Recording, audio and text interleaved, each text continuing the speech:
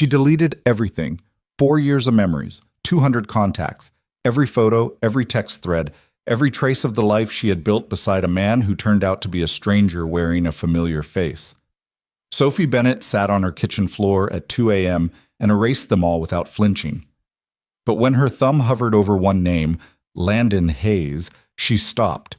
She stared at it for a long time. Then she put the phone face down on the tile and pressed her back against the cabinet until her breathing slowed. She couldn't do it. She didn't know why. If this story finds something real inside you, something you've been carrying but haven't said out loud, stay with me until the end. Drop a like, leave a comment with the city you're watching from.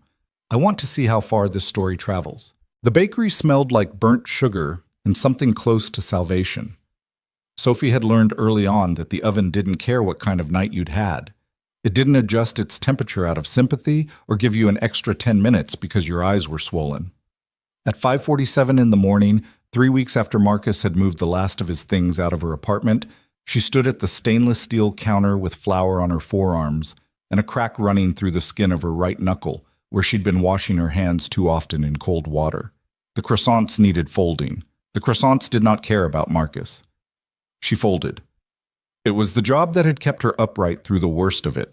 Not therapy, not wine, not the well-meaning phone calls from friends who wanted the story so they could form opinions about it. The job. Showing up before the sun did. Doing the one thing her hands knew how to do without her brain needing to participate. Celine, the head pastry chef who had hired Sophie 6 years ago, on nothing more than a gut feeling and a tasting of Sophie's brown butter financiers, stopped beside her at the counter and didn't say anything for a moment. She just watched Sophie's hands move. "You're overworking the dough," Celine finally said. "I know. It'll be tough. I know." Celine nodded once and moved on. That was the thing about working in a kitchen. Nobody had time for emotions before 9 a.m., and by some unspoken mercy, nobody pretended otherwise. Sophie appreciated that more than she could say. The breakup itself hadn't been dramatic, which somehow made it worse. No screaming, no thrown dishes, no moment where Marcus had said something so terrible that she could point to it later and say, "There, that was the reason. That was the crack that split everything open." Instead, it had been quiet in the way that things get quiet right before they stop existing altogether. Conversations that ended a sentence too early. Silences over dinner that stretched past comfortable into something else. The particular specific way he had stopped reaching for her hand when they walked, not in a moment of anger, but just gradually and then permanently, like her hand was something he'd forgotten he used to want. They had been together for 3 years. Sophie had been preparing herself for the end for maybe 6 months before it actually came. That was the part nobody told you about. The way grief could start before the thing was even finished. The way you could be mourning a relationship that was technically still happening, sitting across from someone at a dinner table and already missing them even though they were right there. He had said, "I think we both know this isn't working anymore." She had said, "Yeah," and that was it. 3 years compressed into 4 words and a look that passed between them like something formal, like signing paperwork. She had cried in the car on the way home. Then she had come inside, sat on the kitchen floor because the couch had somehow felt too far away, and she had started deleting. She wasn't sure what started it exactly. Some impulse that felt less like grief and more like self-preservation. The need to look at her life and figure out what was actually hers, and what had been borrowed from a version of herself she didn't want to be anymore. Marcus's friends. Gone. The mutual acquaintances from the years they'd overlapped. The couples. The dinner party people. The ones who would inevitably take sides or ask uncomfortable questions, or give her that particular look that was halfway between pity and fascination. Gone. The college friend she had let drift into Marcus-adjacent orbit without realizing it. Gone. The ex-coworker who had always been slightly more his friend than hers. Gone. She went through her contacts with something approaching surgical detachment, and what surprised her, what she would think about for weeks afterward, was how few people remained when she was done. How many names she held up to the light, looked at from the outside, and realized with a quiet shock that she couldn't honestly say whether they were there because they wanted to be or because they just never thought to leave. Some people were in her life the way furniture was in a room. You stopped seeing it after a while. You didn't know if you actually liked it or if it had just been there so long you assumed you did. She cleared those people out too. Not with anger, with something quieter and more honest. By the time she was done, her contacts list looked like a different person's phone. A smaller life, maybe, but a more accurate one. And in the middle of all that emptiness, one name was still there. Landon Hayes. She had stopped at it, her thumb hovering, her breathing uneven. She'd looked at his name for a long time, and something in her chest had pulled in a way that she didn't have language for yet. She put the phone down before she could examine it too closely. She told herself she'd figure that out later. Landon Hayes had not, to his knowledge, done anything differently that Tuesday. He had gotten Mia up at 6:30, which was a 10-minute negotiation involving 3 rounds of 5 more minutes, and eventually the strategic deployment of the phrase, "there's waffles." He had packed her backpack while she ate. He had signed the permission slip that had been sitting on the counter for 4 days because he kept forgetting. He had driven her to school, listened to the same Taylor Swift song twice in a row because she was in a phase, and told her he loved her when she climbed out of the car without looking back because 7-year-olds did not have time for visible affection in the school drop-off lane. Then he had driven to his offices in the Flatiron District and spent the first 3 hours of his morning in back-to-back meetings about the acquisition of a mid-sized logistics company that his CFO was excited about and that Landon had mixed feelings about for reasons he hadn't fully articulated yet. He had eaten lunch at his desk, a sandwich from the place downstairs, the same order he'd been getting for 2 years, turkey and Swiss on sourdough, and somewhere around 1 p.m. he had picked up his phone to text Sophie something mundane. A stupid meme he'd seen, some minor complaint about his 10 a.m. that she would have had a sharp, funny thing to say about. He had opened the message thread and started typing, and then he'd stopped, because he'd realized he didn't know if she was okay. He hadn't talked to her in almost 2 weeks, which wasn't completely unusual. They both had lives that got busy. They weren't the kind of friends who required daily check-ins to maintain the thing between them. But he knew she and Marcus had ended things. Her younger sister Jenna had mentioned it in passing while Sophie wasn't around. The way people mention something they assume you already know. He hadn't already known. He'd sat with that information for a while. Then he'd done what felt natural, which was to give her space, because Sophie didn't like being hovered over and she would reach out when she was ready. But now, 2 weeks in, looking at the message thread, he scrolled up just a little, the way you do when you're checking to make sure you're not misremembering, and he saw the last thing she'd sent him was a photo of a catastrophically lopsided cake she'd made at 11 p.m. on a Tuesday with the caption, "Disaster, absolute disaster. I've lost the ability to bake and possibly to live." He had responded, "That cake looks fine. What's it supposed to be?" She had sent back, "It was supposed to be a cake." He had sent back a laughing emoji, and she had sent back 3, and that was the last thing between them. He set the phone down and stared at the wall of his office for a moment. He sent, "Hey, you okay?" 3 dots appeared almost immediately. Then they disappeared. Then appeared again.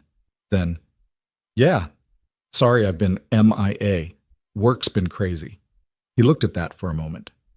"You sure?" A longer pause this time. "I'm fine, Landon. Really, just needed some quiet time." He knew not to push. With Sophie, pushing made her go further in, not further out. She was the kind of person who would tell you exactly what she was thinking if you didn't make her feel cornered, and who would tell you absolutely nothing if you did. "Okay," he typed. "I'm here when you want to not be quiet." She sent back a single heart, small and red.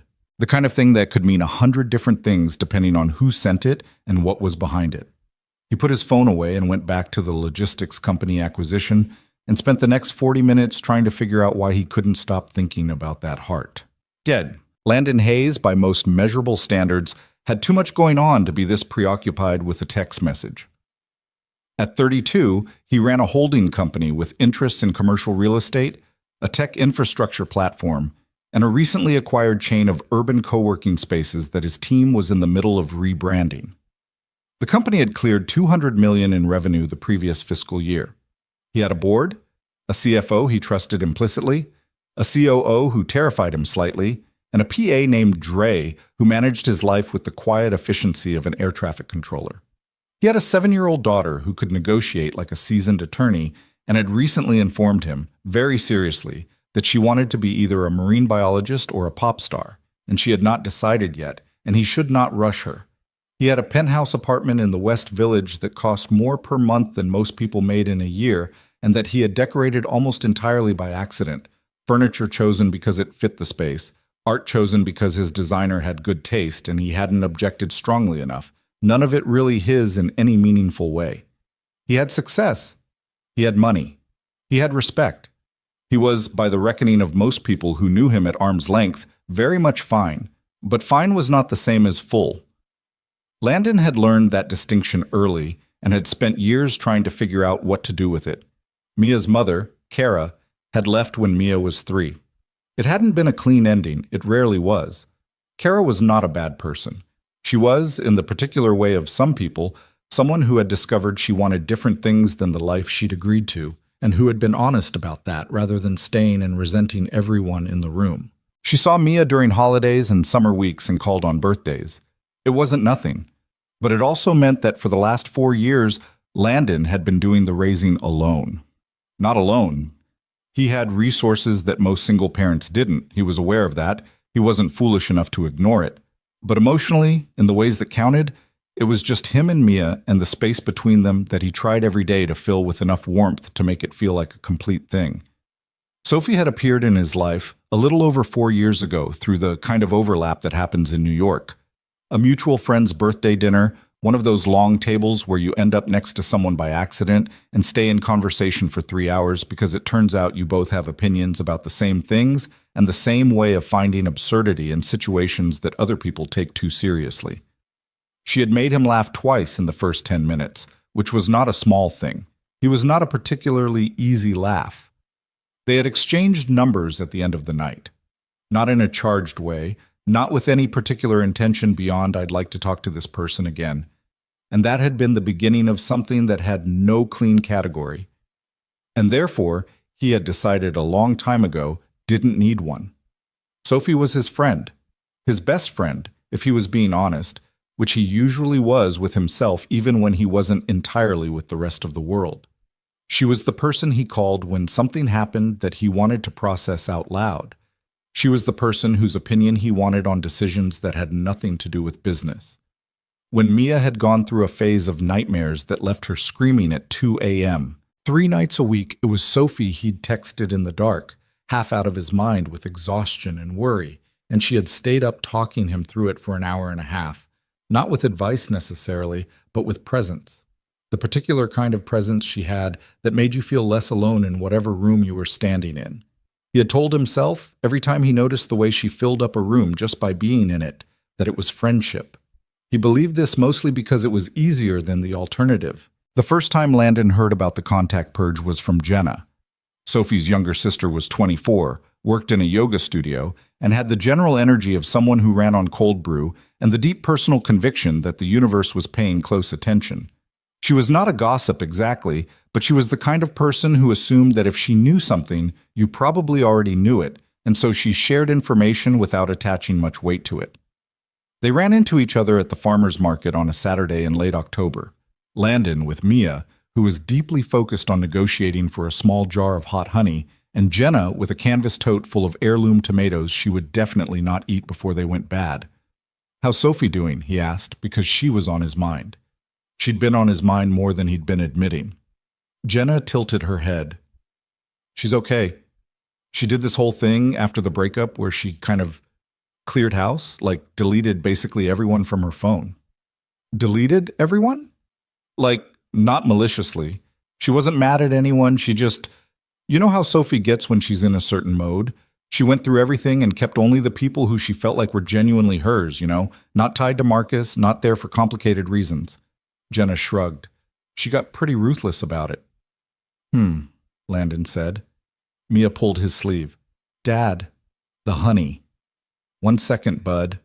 He looked back at Jenna. "So she kept like 8 people," Jenna said. "Me, obviously. Our cousin Priya, a few people from work, and you." She said the last part like it was obvious, like it was the least surprising thing in the world. Then she wandered off toward the cheese table because Jenna had the attention span of a golden retriever in a park, and the conversation was apparently finished. Landon stood there for a moment. Mia tugged again. Dad. Yeah, he said. Sorry, let's get the honey. What's up? He didn't bring it up with Sophie. He told himself this was because it wasn't his place. She hadn't told him. She hadn't made a point of it. The fact that she'd kept his name wasn't something she'd offered. It was something that had slipped out sideways through her sister. And the respectful thing, the thing a good friend would do, was to put it back in the drawer and leave it there. He was very bad at leaving it there. The information sat in the back of his mind the way a stone sits in your shoe. Not always the first thing you feel, but making itself known at odd moments. In the car on the way home from a particularly empty evening. In the gap between putting Mia to sleep and falling asleep himself. When the apartment got quiet and the quiet had a texture to it that he couldn't always name.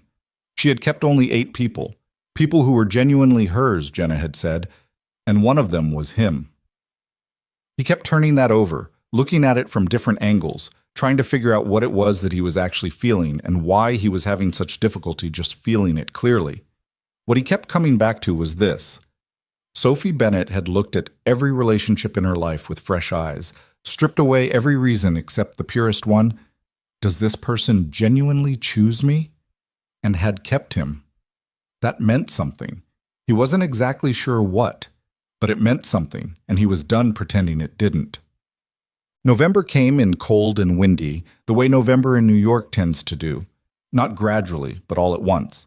Like the city had lost patience with the transition and decided to skip it. Landon and Sophie had fallen back into their rhythm by then. Coffee on weekends when their schedules aligned, long text threads about nothing in particular. She had come over one Sunday afternoon and spent 2 hours in his kitchen teaching Mia how to make cinnamon rolls from scratch, both of them covered in flour and deeply pleased with themselves about it, while Landon sat at the kitchen island and watched and felt something that he did not examine very carefully. Sophie was good with Mia in a way that wasn't performed. She didn't adjust her vocabulary or put on a special cheerful voice the way some adults did around children. She just talked to her. Like a person, like someone whose opinions mattered, like a 7-year-old was a worthy conversational partner, which Mia very much was.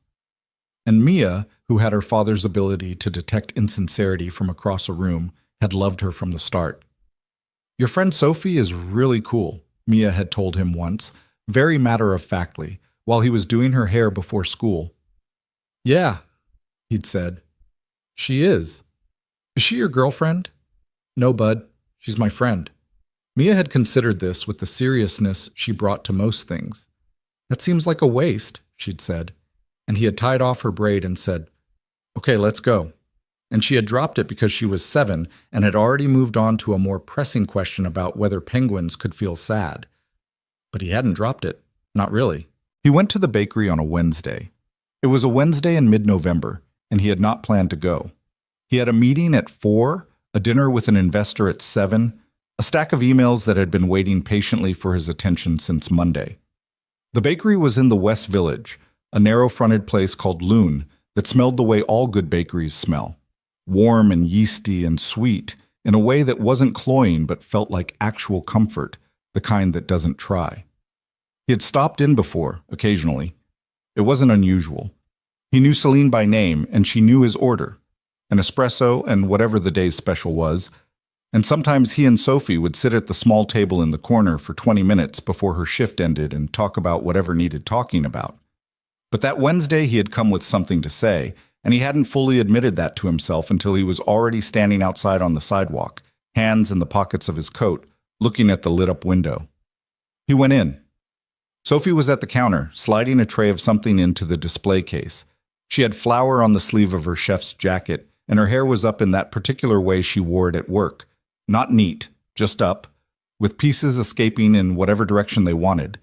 And she looked up when the door opened, the automatic customer greeting expression already starting to form on her face. Then she saw it was him. The expression softened into something genuine. That was the thing about Sophie's face. You could see the difference. The face she showed the world and the face she actually had. Hey, she said, I didn't know you were coming by. I was in the neighborhood, he said. She looked at him. Sophie Bennett had a very particular way of looking at people when she didn't entirely believe what they'd just said. Not accusing, just perceptive, like she was filing the information away. "Right," she said. "The usual?" "Sure." He sat at the corner table. She brought over the espresso and a small plate with 2 madeleines on it, warm from the oven. She had a few minutes before she needed to start the closing tasks, and she sat down across from him with a cup of tea cradled in both hands, the way she always did when she needed warmth more than caffeine. They talked for a while about unimportant things. Something funny, Mia had said. A customer that week who had insisted that Sophie's croissants weren't as good as the ones from a bakery in Paris. A bakery, Sophie noted with great feeling, that she was relatively sure did not actually exist. "Did you make that up?" he asked. "No," he described the street, very specifically, very wrongly. "So he made it up?" "He absolutely made it up, and somehow that made it worse." Landon smiled. This was the thing about being with Sophie. There was always something to smile about, not because she manufactured cheerfulness or worked hard at being entertaining. It just happened. The way good bread just happened when the ingredients were right. He looked at his espresso for a moment. "Can I ask you something?" he said. "You're going to anyway." "Fair." He looked up at her. "After the breakup, you deleted a lot of people." Her hands tightened slightly around the cup. Just a fraction. He noticed. "Jenna?" she said. Flat. "Jenna," he confirmed. She mentioned it. Not like she wasn't trying to tell me anything. It just came up. Sophie was quiet for a moment. She wasn't looking at him. She was looking at the middle distance in the way she did when she was thinking and didn't want to be rushed through it. "Yeah," she said finally. "I did. You kept me." The words landed quietly in the space between them. Sophie looked at the table. Something moved across her face, a flash of something he couldn't read, something that was there and then gone. "I kept 8 people," she said. "I know." She still wasn't looking at him. "Sophie." He kept his voice even. "Why did you keep me?" For a long moment she didn't say anything. Then the corner of her mouth pulled up. Not a full smile, just the start of one, the particular kind of half smile she wore when she was feeling something she wasn't ready to say out loud. Her eyes flicked up to his briefly, and then away. "The madeleines are better today," she said. "The butter-to-flour ratio." "Sophie." "I'm just saying." "I noticed." She stopped. She looked at him then, really looked at him. And in the several seconds that passed while neither of them said anything, Landon thought he could see it. Whatever it was she'd been not saying, it was right there at the surface of her, close enough to touch. Then she exhaled and looked away. "It's late," she said. "I've got closing stuff." He didn't push. He finished his espresso. She walked him to the door. They hugged the way they always hugged. Her arms around his middle, his around her shoulders, the kind of hug that had always felt to him like arriving somewhere. "Text me when you're home," she said. "I will." He stepped out into the cold. On the sidewalk, before he'd taken 5 steps, he stopped. He stood there for a moment with the November wind doing what November wind does, and he thought about the smile, the half-smile, the way her hands had tightened on the cup. He thought about a lot of things standing there on that sidewalk, and he made a decision not about what to do with any of it, but simply about what he was finally willing to admit to himself. He'd been choosing her, too, for 4 years, quietly, in every small way that didn't require naming. He had been choosing her. The first person he wanted to tell good news to, the voice he wanted in his ear when something went wrong, the one presence that made his very large, very expensive, very empty apartment feel like it could be a place where someone actually lived. He'd been calling it friendship. He didn't think that was quite right anymore. He texted her when he got home. She sent back a thumbs up. He sat on the couch for a long time after that, the apartment quiet around him, Mia asleep down the hall, the city doing its nighttime thing outside the tall windows. He thought about a smile he couldn't stop thinking about. And he thought, I have to say it. He just wasn't sure yet what it actually was, or how you said it without breaking something that you couldn't afford to lose. The smile stayed with him longer than it had any right to. That was the thing Landon kept coming back to in the days after the bakery. Not the conversation itself, not even what Sophie hadn't said, but the specific quality of that half smile. The way it had appeared and disappeared so quickly, like something that had slipped out before she could catch it. He'd seen Sophie smile 1,000 times. He knew her whole catalog, the loud laugh she got when something genuinely surprised her, the flat, unamused expression she wore when someone said something stupid but expected credit for it, the soft, distracted smile she had when she was thinking about something else entirely, and her face just did whatever it wanted. This one had been different. He couldn't explain exactly how. He just knew it. He went about his week. Meetings, calls, a site visit to one of the co-working spaces in Midtown that was underperforming in a way his team hadn't fully diagnosed yet. He picked Mia up from school 3 out of 5 days and listened to detailed reports on the social dynamics of second grade, which were, by any objective measure, more politically complex than most boardrooms he'd sat in. He ordered Thai food on Thursday night and watched half a documentary about deep-sea fish that Mia had specifically requested and then fallen asleep 20 minutes into, so he watched the other half alone, which was fine. That was usually fine. What was not fine, in a small and persistent way, was the continued presence of that smile in the back of his head. He texted Sophie on Friday. Normal things. She responded normally. They made vague plans for the following weekend, maybe a walk in the park, if the weather broke. Maybe Mia's current obsession with the Natural History Museum. Normal, easy, the same comfortable rhythm they'd had for years. And yet, he kept thinking about what Jenna had said at the farmer's market. She kept only the people who were genuinely hers. He kept thinking about the way Sophie had looked at him in that moment right before the smile. The almost look, the one that didn't quite land before she pulled it back. He was not a man who spent a lot of time in the territory of uncertainty.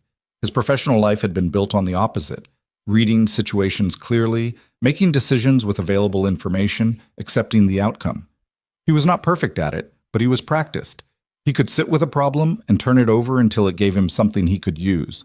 Sophie Bennett was not giving him anything he could use. She was giving him a smile he couldn't stop thinking about, and a subject change so smooth it had taken him until he was halfway home to realize she'd done it. Dre, his PA, noticed on Monday. Dre was 29, frighteningly organized, and had been working with Landon for 3 years, which meant he had developed an almost clinical ability to read Landon's moods from small signals. A slight pause before answering, the way he held his coffee cup, whether he was actually reading the documents on his desk or just looking at them. "You're distracted," Dre said, setting a stack of folders on the desk. "I'm thinking." "You're distracted," Dre repeated, pleasantly, but without modification. Landon looked up. "Is there a difference?" "When you're thinking, you look at the thing in front of you. Right now you're looking at the wall." Landon looked at the wall. He was, in fact, looking at the wall. "I'm fine," he said. "Absolutely," said Dre, in the tone of a person who had just filed something away for future reference. "Your 3 o'clock pushed to 4. Do you want the Goldman call before or after?" "Before." "Before," Dre confirmed, and left. Landon looked at the wall for another moment. Then he pulled out his phone and stared at Sophie's name in his contacts, and thought about all the things he hadn't said in that bakery, and put the phone face down on the desk. He would figure it out. He always figured things out eventually. He just needed more information. And the problem with Sophie was that getting more information required a kind of directness that he was not entirely sure she was ready for, which meant he was sitting here trying to be patient about something he was increasingly impatient about, and that particular combination was not his most comfortable place. He talked to his friend Ray about it, eventually. Ray Okafor had been Landon's closest friend since college. They'd roomed together sophomore year, driven each other slightly insane for 9 months, and come out of it with the kind of friendship that didn't require regular maintenance to stay alive. Ray was a structural engineer, married, 2 kids, deeply practical in the way of someone who had spent his career making sure things didn't fall down. He was also, by some quality of temperament that Landon had never fully understood, entirely impossible to embarrass. They met for lunch at a place in Soho that Ray liked because it had good fish and bad lighting, which he claimed was the correct combination. Landon told him most of it. Not all of it. He wasn't sure he had all of it to tell yet, but enough. The contact purge. Jenna's offhand disclosure at the farmer's market. The bakery, the question, the smile, the subject change. Ray ate his fish and listened without interrupting, which was one of the things Landon valued most about him. When Landon finished, Ray said, "Okay, so, you've been in love with her for a while." "I didn't say that." "No, I know," Ray said. "I'm saying it." "Ray? What? Am I wrong?" Landon picked up his water glass and put it down again without drinking from it. "It's more complicated than that." "It usually feels like it is," Ray said. He didn't say it with judgment. He said it the way you say something you believe to be true. But usually when you unwrap it, it's actually pretty simple. You have feelings for her. She kept you when she cleared everyone else. And you went to the bakery specifically to say something, but then didn't say it. "I didn't have anything to say." Ray gave him a look. "I didn't know what to say," Landon amended. "That's different," Ray allowed. "She changed the subject, very smoothly. I didn't even—" He paused. "She's good at that. She does this thing where she redirects and you don't fully realize until later." "Okay, so she redirected. That could mean she's not interested and was trying to avoid it, or it could mean she's interested and was terrified." Ray shrugged. "Those are very different problems with very different solutions." "How do I know which one it is?" "You ask her." "I tried asking her." "You asked why she kept you. That's not the same as asking whether she has feelings for you." Landon looked at him. "Those are different questions," Ray said. "The first one has a lot of possible answers. The second one only has two." Landon sat with that for a moment. Around them, the restaurant hummed with lunch noise. Silverware, voices, someone near the window laughing at something. Normal Tuesday things. "I'm scared of the two answers," Landon said. "Yeah," Ray said. "That's how you know it's real." He went back to his fish. Landon stared at the table. Neither of them spoke for a while, which was the other thing Landon valued about Ray. The man understood that some silences didn't need filling. Sophie was having her own brand of difficult November. The bakery was picking up its pre-holiday pace, which meant longer hours and more elaborate orders, and the particular exhaustion of doing physically demanding work on a timeline that didn't accommodate human limitations. She was on her feet from before dawn, and by the time she got home in the evenings, she had exactly enough energy to shower, eat something that required minimal effort, and exist horizontally until sleep arrived. It was, in a way, ideal. There wasn't enough space in a day like that for the kind of thinking she was trying not to do. She had been approximately successful at this for about 2 weeks. Then Landon had walked into the bakery on a Wednesday and asked her his quiet, careful question, and she had responded with the pastry equivalent of running out of a room, the butter-to-flour ratio, and had spent the subsequent 11 days informally kicking herself about it. The thing was, she knew what she'd felt when he asked. She knew exactly. The problem was that knowing what you feel and knowing what to do with it are two entirely separate skill sets, and Sophie had developed the first one over years of quiet observation and the second one not even a little. She talked to her cousin Priya about it. Priya was 35, an immigration attorney, and one of the 8 people Sophie had kept, for reasons that had everything to do with the fact that Priya was constitutionally incapable of telling you what you wanted to hear.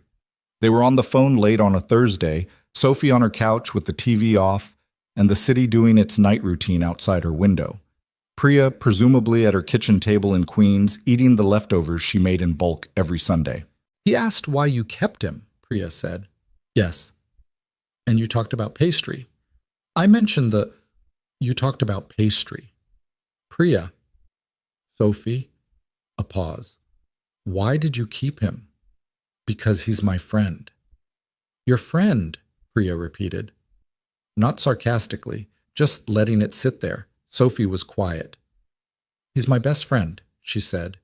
And even as she said it, she could hear how that sounded.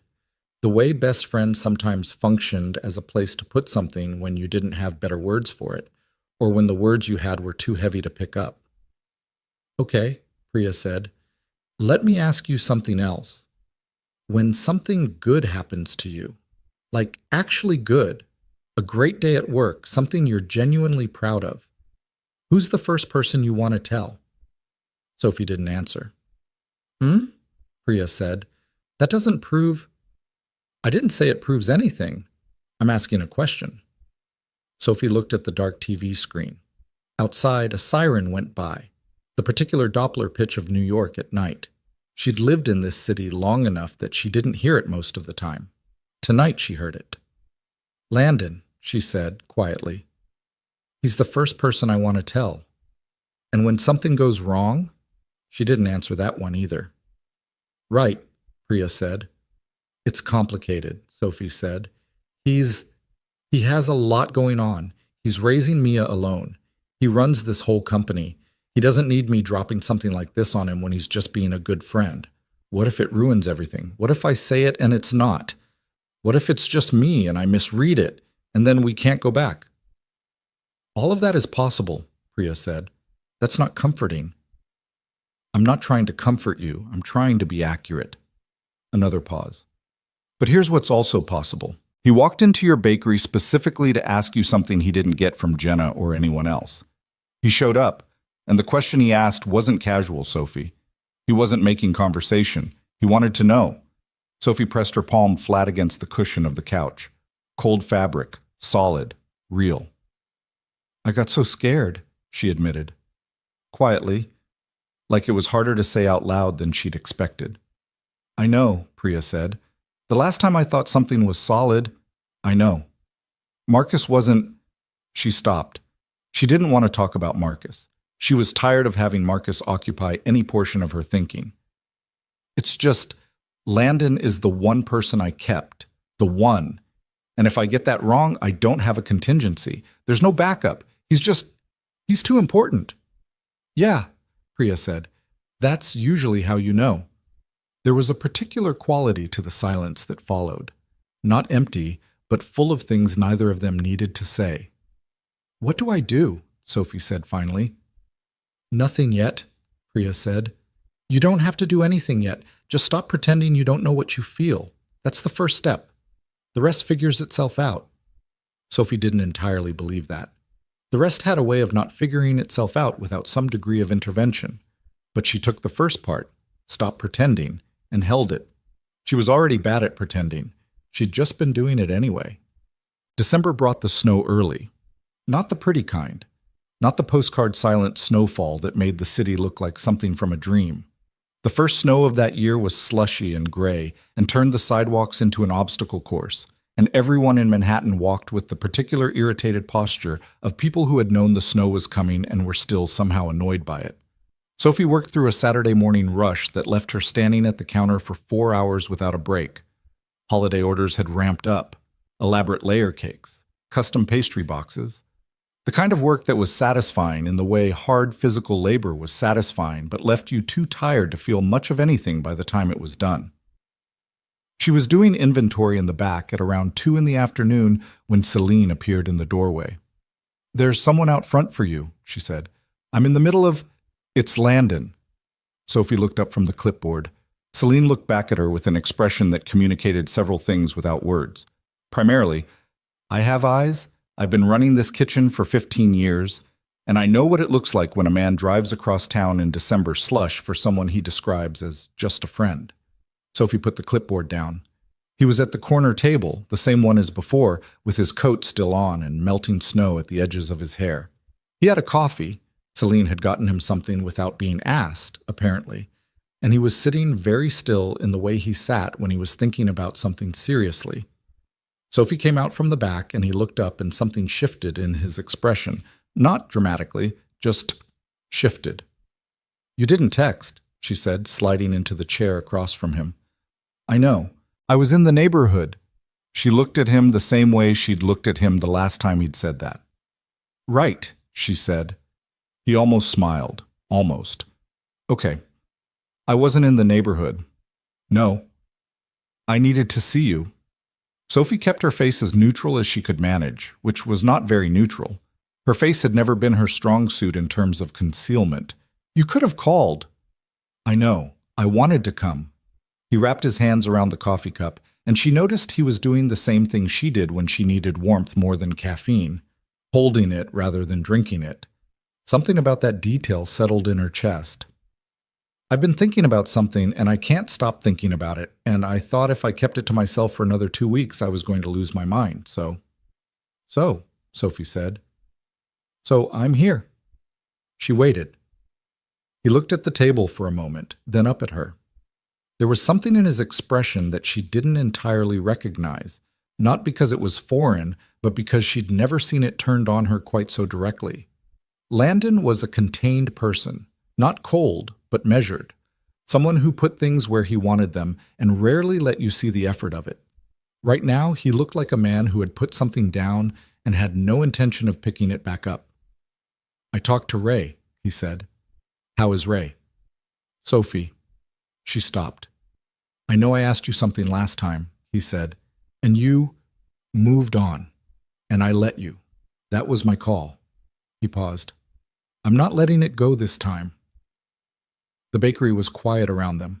Celine had disappeared into the back with the particular discretion of a woman who understood when to make herself scarce. 2 customers at the other end of the room were absorbed in their laptops. Outside the window, the gray snow was doing its gray thing. Why did you keep me? He said. His voice was even, not pressuring, but it was also not a question he was prepared to let her redirect. Sophie looked at the table. Landon, I'm not trying to make this hard, he said. I'm not trying to back you into anything. I need to know. Because I've been carrying something around for a while and I can't figure out what to do with it without knowing where you stand first. Her head came up. What does that mean? It means what it means. She looked at him. And this time she didn't look away. The thing about Landon, the thing that had been true since that first dinner party 4 years ago, was that he had always seen her clearly. Not the version of herself she performed for different audiences. Not the competent professional or the easy conversationalist or the person who had it more together than she actually did. He looked at her the same way every time, and what was in the look was, you, specifically, as you actually are. Nobody else had ever made her feel quite that visible. Nobody else had ever made visible feel like safety rather than exposure. She had kept his number at 2 a.m. on a kitchen floor because deep down, in some part of herself she hadn't wanted to examine directly, she had known it was the most honest thing she'd done in 3 years. She had kept him because he was the one relationship in her life that felt like a choice she had made with her whole self. Not the self that was trying to be okay or trying to be loved or trying to be enough. The actual self. The one that was tired and sometimes bad at things and made cakes at 11 p.m. that turned out wrong and wasn't always sure she was heading anywhere worth heading. He had chosen that person, over and over, without making a production of it. She had known that for a long time. She had been terrified of it for almost as long. Because you're the only person, she said, and her voice came out quieter than she'd intended, who has ever made me feel like being exactly who I am is enough. Not like you're doing me a favor, just you never looked at me like I was a project or a problem or something that needed fixing. She paused. You just looked at me like I was Sophie. Landon was very still. And I kept you because when I went through all those names, she continued, when I really looked at all of them and tried to figure out which ones were real, you were the obvious answer. You were so obvious it almost scared me. The quiet between them was different now. It had weight to it. Almost, he said. She exhaled a short, half-broken laugh. Okay, it did scare me. Present tense. Why? Because I don't have a backup, Landon. She pressed her palms flat on the table. If I'm wrong about this, if I say whatever I'm about to say, and it goes wrong, I don't have a contingency. You're not a person I can afford to lose. He looked at her for a long moment. Say whatever you're about to say, he said. You don't know what it is. I have a pretty good idea what it is. And that doesn't scare you? Something crossed his face, not the easy reassurance she might have expected, not a smooth answer. Just the honest thing, which was that yes, it probably did scare him, and he was here anyway. I've been scared of it for 2 years, he said. I decided I'd rather be scared and honest than comfortable and full of it. Sophie looked at him. She thought about the kitchen floor. The contact list. The name she couldn't delete. She thought about every good thing that had happened in the last 4 years that she'd wanted to tell him first. Every bad thing she'd gotten through more easily because he was on the other end of a phone. Every Sunday morning in his kitchen, every stupid meme thread, every conversation that had lasted 2 hours longer than either of them planned, because neither of them had wanted to stop. She thought about Mia saying that seems like a waste with the devastating clarity that only children managed. I think I've had feelings for you for a long time, she said. Not easily, not cleanly, like something being said out loud for the first time after a long time of being said only in the privacy of her own chest. And I'm terrified of that.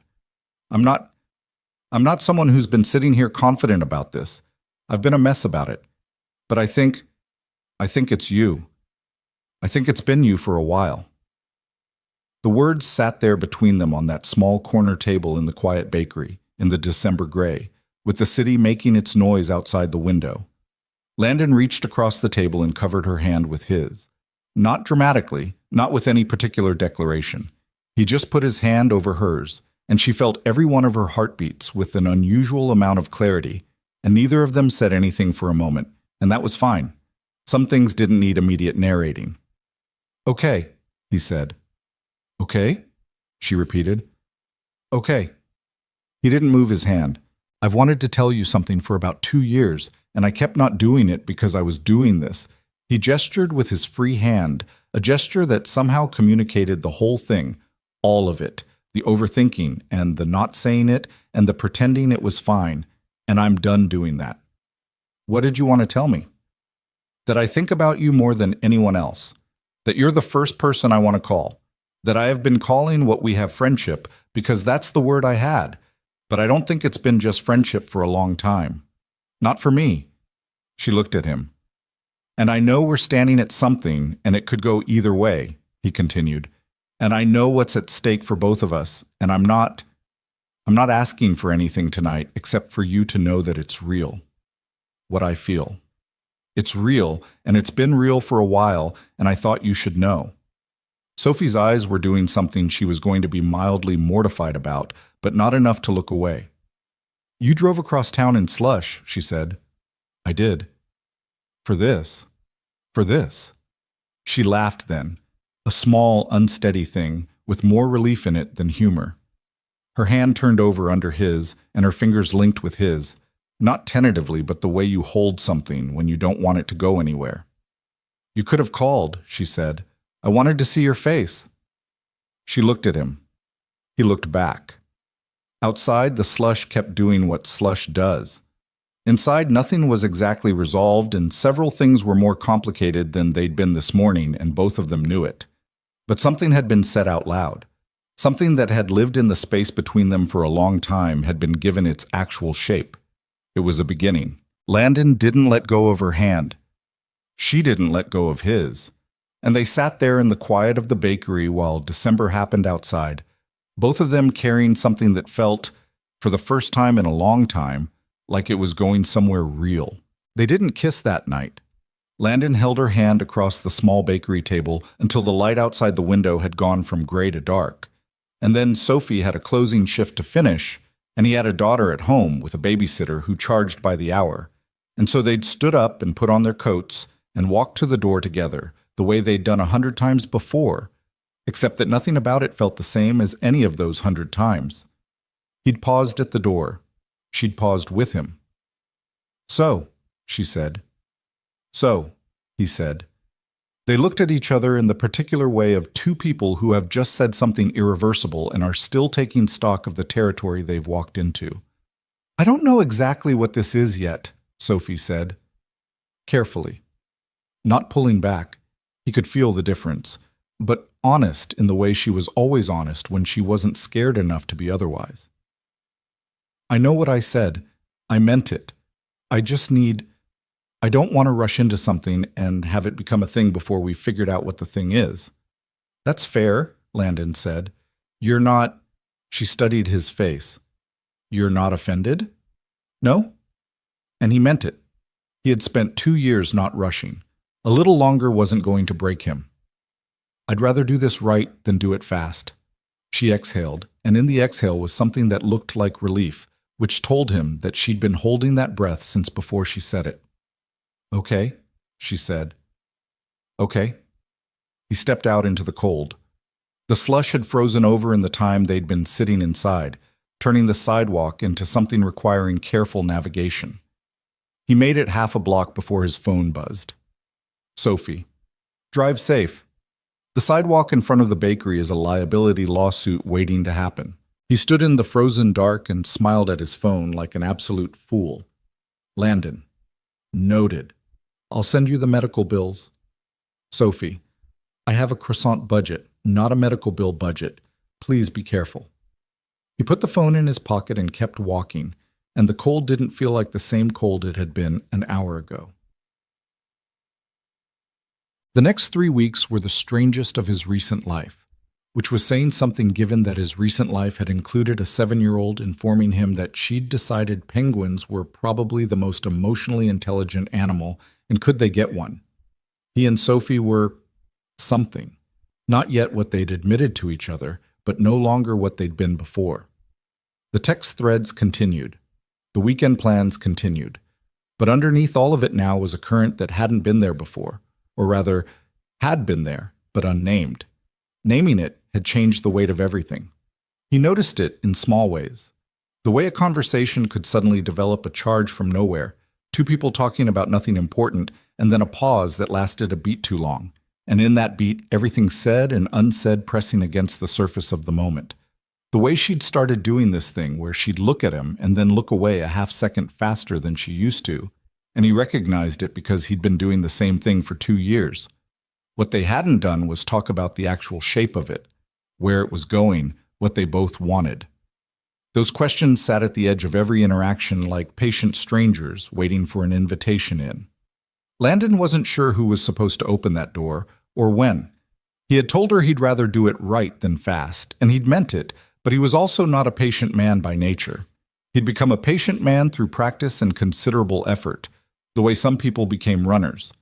Not because it came naturally, but because they'd decided the alternative was worse. He kept the patience. He also kept a running count, which he'd never have admitted to anyone, of the days since the bakery. Mia noticed something was different before he told her anything. She was 7, but she had her father's eyes in the observational sense, the particular quality of attention that registered details and filed them without announcing itself. She'd picked it up somewhere in the years of being a kid who paid close attention to the adults around her, the way children do when they're trying to make sense of a world that doesn't explain itself. They were at breakfast on a Saturday morning, 12 days after the bakery, when she looked up from her cereal and said, "Are you happy?" Landon looked up from his coffee. "What?" "You seem like you're in a good mood, like different than normal." "I'm always in a good mood." She gave him a look that was so specifically Sophie's look, that flat, unimpressed, "I know what you're doing" look, that it almost startled him. Mia had never met Sophie long enough to pick it up consciously. Maybe some expressions were just universal. "You're on your phone more," Mia said. "You're smiling at it." "I'm not." He stopped. He was, in fact, on his phone more. And he was, in fact, occasionally smiling at it. "I'm just busy." "With Sophie?" He set the coffee down. "Why would you say Sophie?" "Because you always text her." She said this very matter-of-factly, spooning up cereal. "And she texts back fast. I've seen it." Landon was having the experience, not for the first time, of being more thoroughly interrogated by a second grader than by most adults. "Sophie and I are friends," he said. "Good friends. You know that." Mia considered this with the particular seriousness she brought to most things. "Do you like her like more than a friend?" "Mia, I'm asking." "I can see that." She waited. She was remarkably good at waiting for a 7-year-old. He'd always suspected she'd gotten that from her mother, who could outwait anyone in a conversation. "Things are complicated," he said finally, which was something he'd promised himself he'd never say to her because it was the kind of answer that communicated nothing except that the adult didn't want to talk about it. "We're figuring some things out." Mia nodded slowly, processing. "But you like her." He looked at his daughter for a moment. her cereal spoon suspended, her expression somewhere between curious and genuinely invested, the way she looked when she was trying to understand something she thought mattered. "Yeah," he said, "I like her." The smile that broke across Mia's face was so sudden and complete that it was almost alarming. She went back to her cereal immediately, like she'd gotten her answer and filed it, and moved on. But the smile stayed, and he saw it, and something in his chest did a thing that was hard to name. "Good," she said to her cereal. "I think she's really cool." "You've mentioned," Landon said, "she should come over for dinner again. Maybe. Maybe soon. Eat your cereal, Mia." She ate her cereal. The smile didn't fully go away. Akad. Sophie was doing her own version of not rushing, which mostly looked like being in a constant internal argument with herself at odd hours of the night. The argument had two sides. Side one, she knew what she felt, she'd said it out loud. Landon had said his version back. This was a real thing that deserved to be treated like a real thing. Side two, she had been wrong about real things before. She had believed in something solid and watched it turn out to be nothing. She had spent 3 years building a life beside someone and walked away from it with the hollow, specific feeling of a person who hadn't really known the person they were with. She was aware these two things were not the same situation. She was aware Landon was not Marcus. She didn't need that spelled out. The ways in which they were different were numerous and obvious, and she'd been cataloging them, partly without meaning to, for 4 years. Marcus had looked at her the way people look at something they've stopped really seeing, with a kind of absent familiarity, the way you stop seeing the painting on the wall because it's been there too long. Landon looked at her like she was something worth paying attention to, and not in a way that felt like performance. She had learned to tell the difference, but the scar tissue from a long ending didn't care about logic. It just made everything tender, made her second-guess her own instincts, not because her instincts were wrong, but because they'd failed to protect her before, and she hadn't forgiven herself for not seeing it sooner.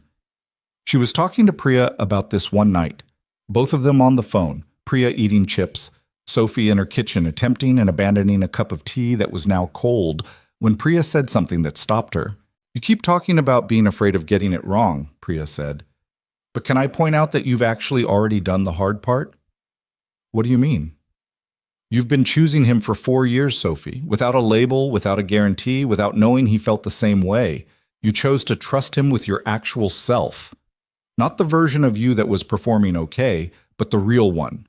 You did that over and over." A pause, the rustle of the chip bag. "That's the terrifying part. That's already done. The rest is just saying it out loud, which you already did." Sophie was quiet for a moment.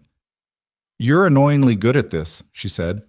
"I know. I'm also right." "You're also right," Sophie admitted. "I'm aware." She went to sleep that night with something slightly looser in her chest than had been there in the weeks before. Not fully open. She didn't think she was fully open yet. Didn't think she'd get there before something had happened that made it feel safe. But loosened. The way a knot loosens before it comes undone. The something that happened was a Tuesday. It was the 3rd week of December, and the city had the particular energy that December in New York develops when the holidays are close enough to feel, but not so close that the stress has eclipsed the charm.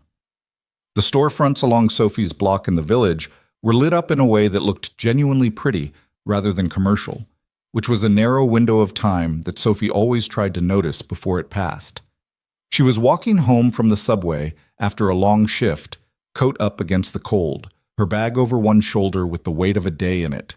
She was thinking about nothing in particular, the exhausted static of someone who has stood on their feet for 9 hours and run out of specific thoughts somewhere around hour 7. Her phone rang. It was Landon. She almost didn't pick up. Not because she didn't want to talk to him, she always wanted to talk to him. That was the whole problem and also the whole point.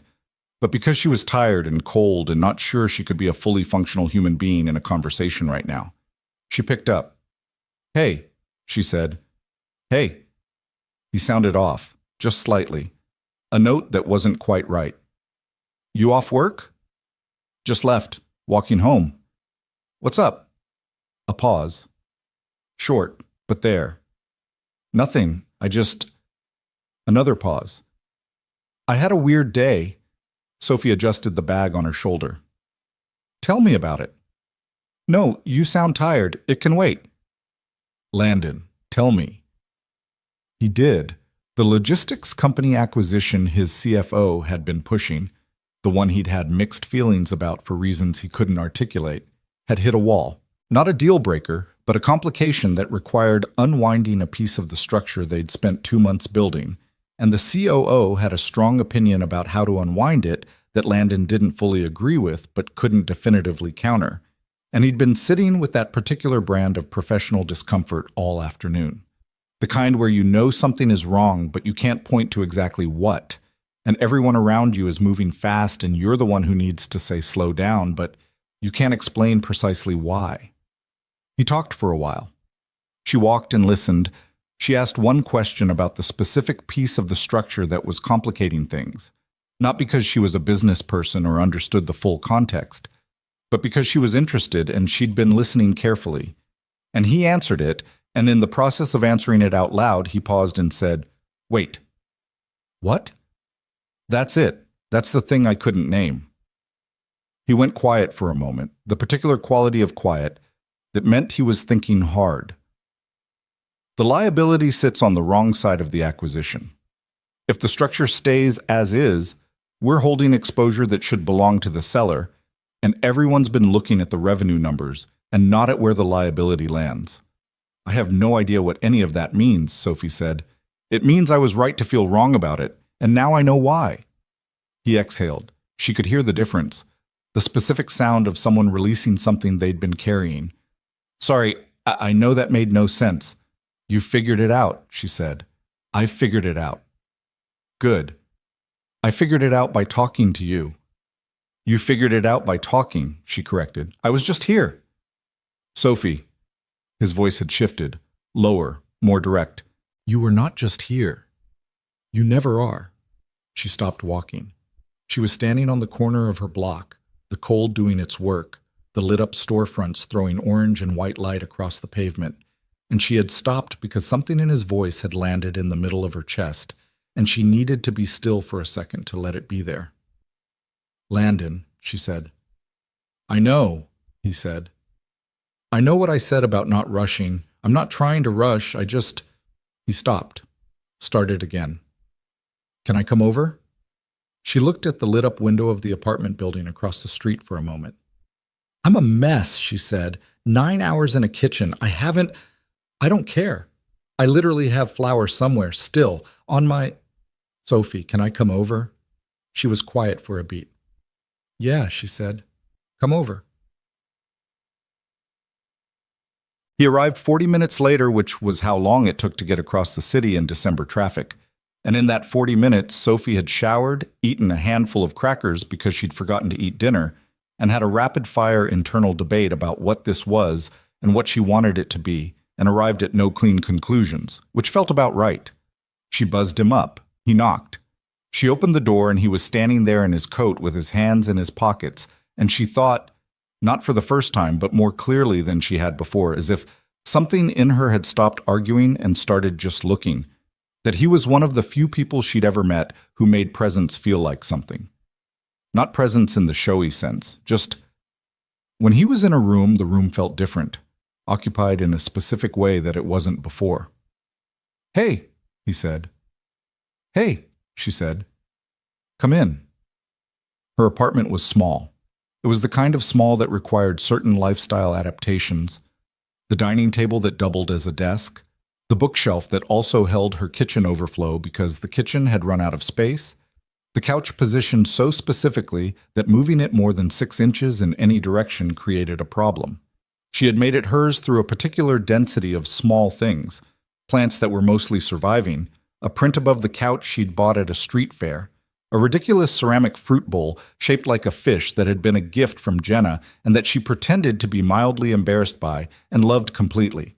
Landon had been here enough times that he didn't look around like a person taking in new information. He looked around like someone who was familiar with a place and still liked being in it.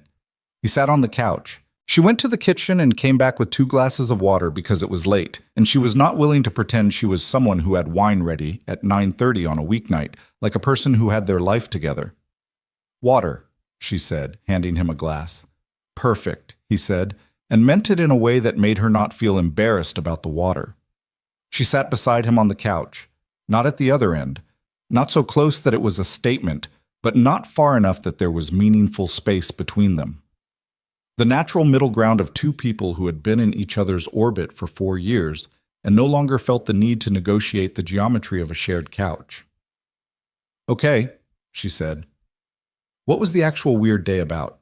Not the acquisition? The real thing. He looked at her sideways. What makes you think there's a real thing separate from the acquisition? Because you called me to talk about the acquisition, and you never call when you're just stressed about work. You handle work stress alone. You call me when something underneath it is bothering you, and the work gives you something to talk about while you figure out what the underneath thing is. He was quiet for a moment. That's very accurate, he said. I've had 4 years to pay attention. He looked at the water glass in his hands. Mia said something this morning about you. Sophie waited. She asked if I liked you as more than a friend. He said it evenly. I told her things were complicated, which was a cop-out, and she knew it, so then I told her yes. What did she say? She said good. Something moved across his face. Something warm and not quite comfortable, the way something warm rarely is when it matters. She said you were cool and that you should come for dinner. And then she went back to her cereal like she'd just filed a routine report. Sophie felt the smile before she could do anything about it. She's something else. She likes you. I like her. I know you do. He paused. Sophie, she doesn't warm up to people like that. She's friendly. She's fine with people. But she doesn't actually let people in. She gets that from me, which I'm only mildly proud of. He finally looked up from the glass. She lets you in, every time, without any effort on your part. She just decided you were safe, and she's been operating on that since pretty much the first time you met.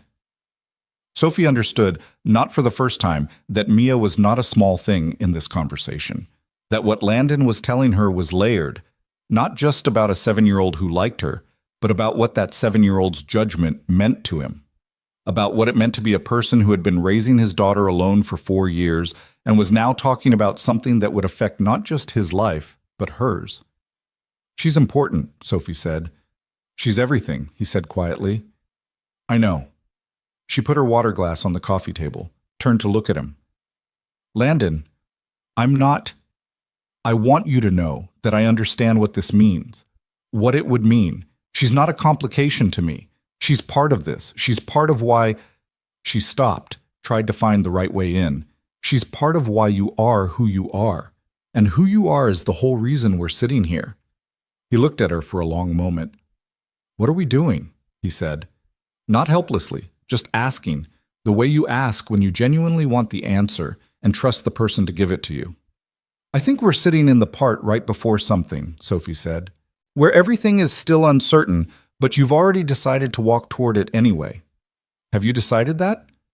I'm sitting here at 9:30 on a weeknight with flour probably still somewhere on my person. What do you think? He laughed. It was the real laugh, the one that didn't happen as often as she'd have liked, the one that came from somewhere genuine and made him look younger by about 5 years. You look fine, he said. You can't even tell in this light. I could tell, and I'd still think you looked fine. She looked at him. The lamplight in her small apartment was the kind of warm that made everything look softer than it maybe was, and she was aware of that, but she also thought there was something real in what she was seeing.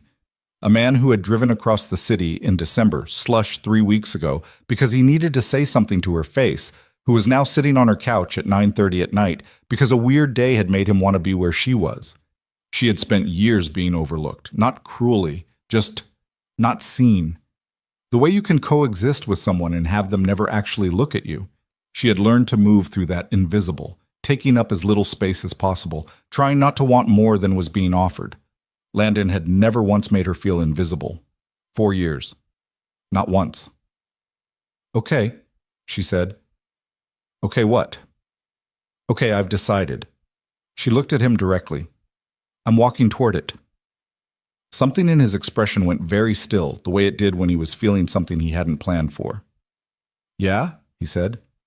Yeah. She held his gaze. I'm still scared. That doesn't go away. I'm not going to pretend I'm not, because you know me well enough to know I'd be lying. I know. But I'm more scared of the alternative, she said, of being in my kitchen at 2 a.m. 10 years from now and thinking about the conversation I didn't finish on a December Tuesday because I was too careful. He reached over and took her hand. Not dramatically, just covered it with his, the way he'd done in the bakery, like it was a natural thing that had always been possible, and they'd just needed to get here. I don't want to be anyone's risk management, he said. I don't want you to choose me because you calculated the odds. I want you to choose me because you want to. I want to, she said, simply. He looked at her for a moment. Then he leaned forward and kissed her. It was not a perfect first kiss. Her nose bumped slightly against his cheek, and she made a small sound that was halfway between embarrassed and amused. And he pulled back a little, and they were both looking at each other from very close range, and the situation was undeniably slightly awkward, and also somehow exactly right. Sorry, she said. Don't be. I'm out of practice. Me too. He was smiling. Up close, the smile was different, less guarded than the version he showed the rest of the world, more like the thing underneath it. We can be bad at this together. Terrible idea, she said. I've had a few. She kissed him again. It went better this time. Not because it became something out of a movie. It didn't. It was still a little awkward, both of them slightly unsure of the geometry in the lamplight of her small apartment, but because they were both present for it, both aware of the weight of it, both not pretending it was smaller than it was. When they pulled apart, they stayed close, her forehead resting against his temple, neither of them speaking for a moment. 4 years, she said. I know. That's a long time. It is. We're idiots. He laughed, the real laugh again. She felt it more than heard it from this close. Yeah, he said. We kind of are. She sat back a little, but didn't move far. Didn't particularly want to. He kept her hand and she let him. Outside, the city was doing the thing it always did. Indifferent, loud, enormous, moving.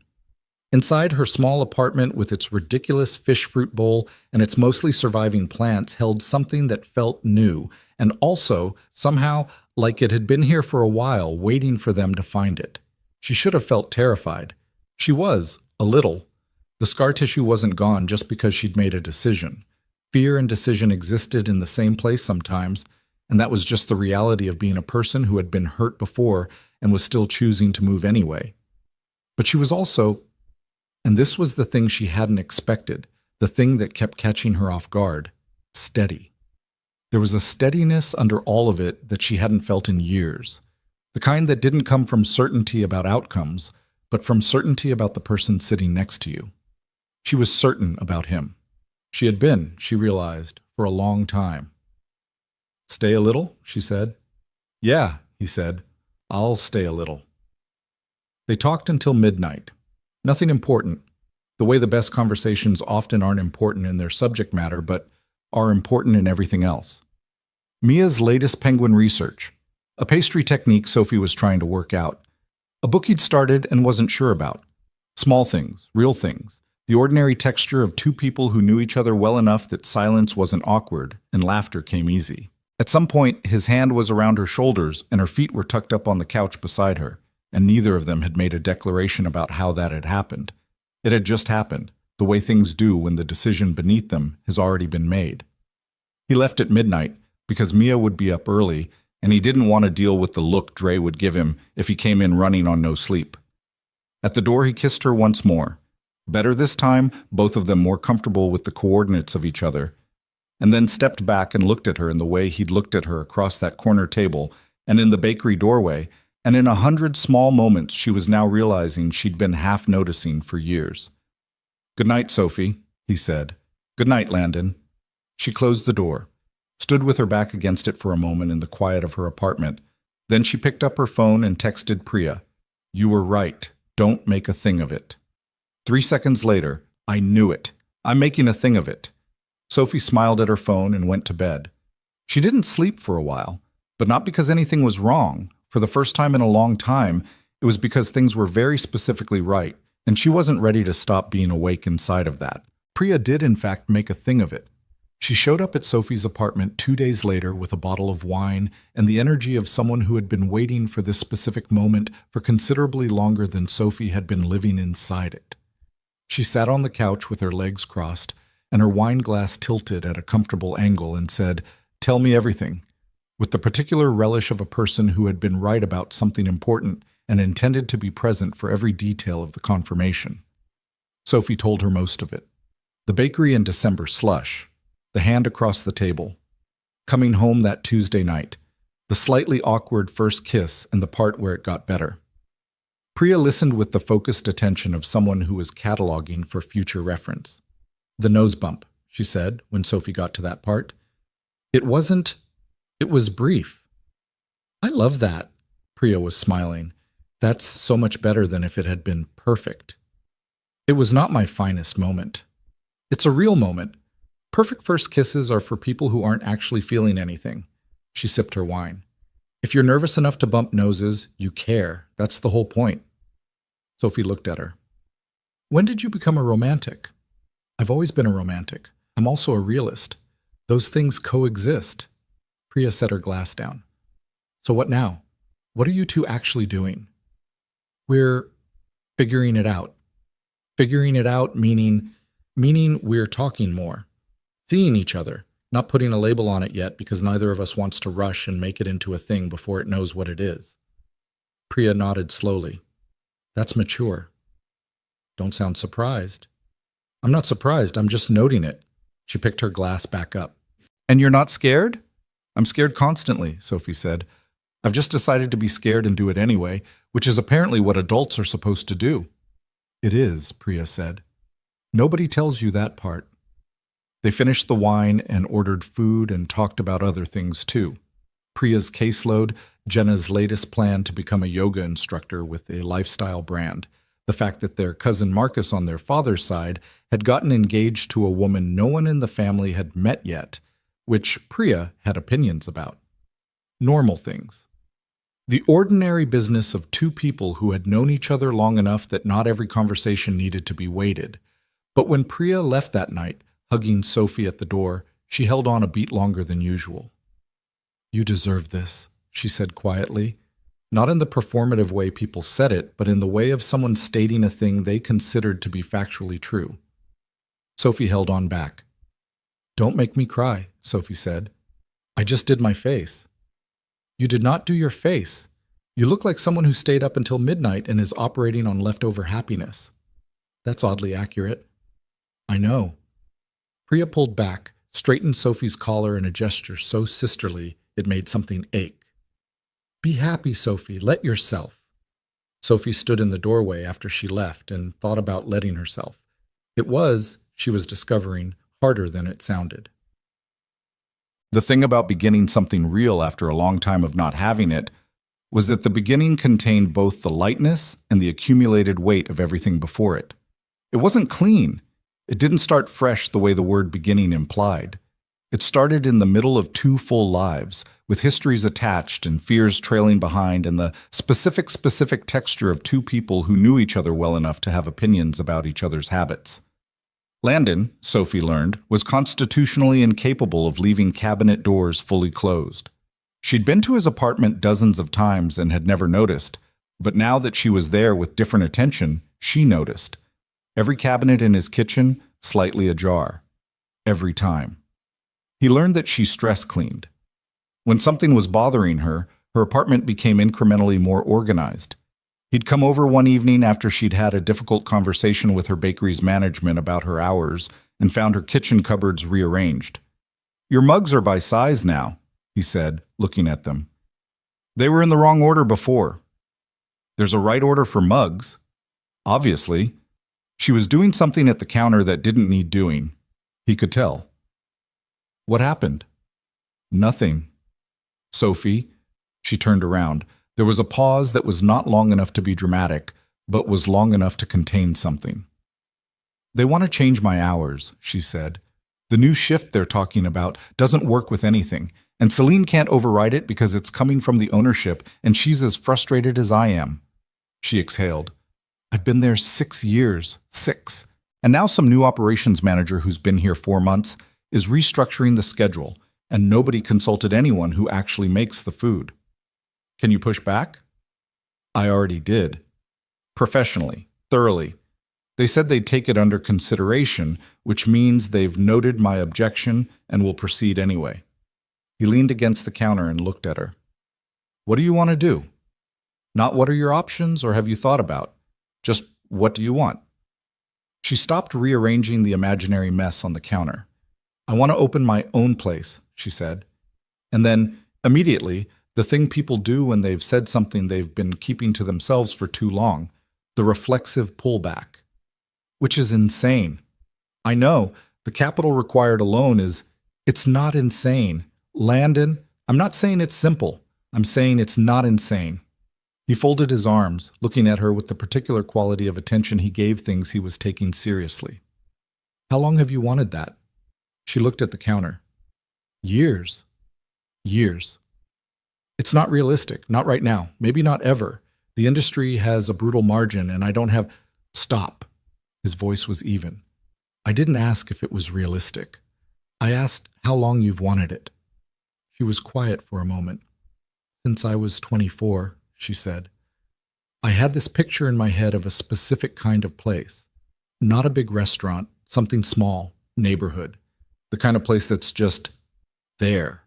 Where people come because it's theirs, not because it got written up somewhere, she shrugged.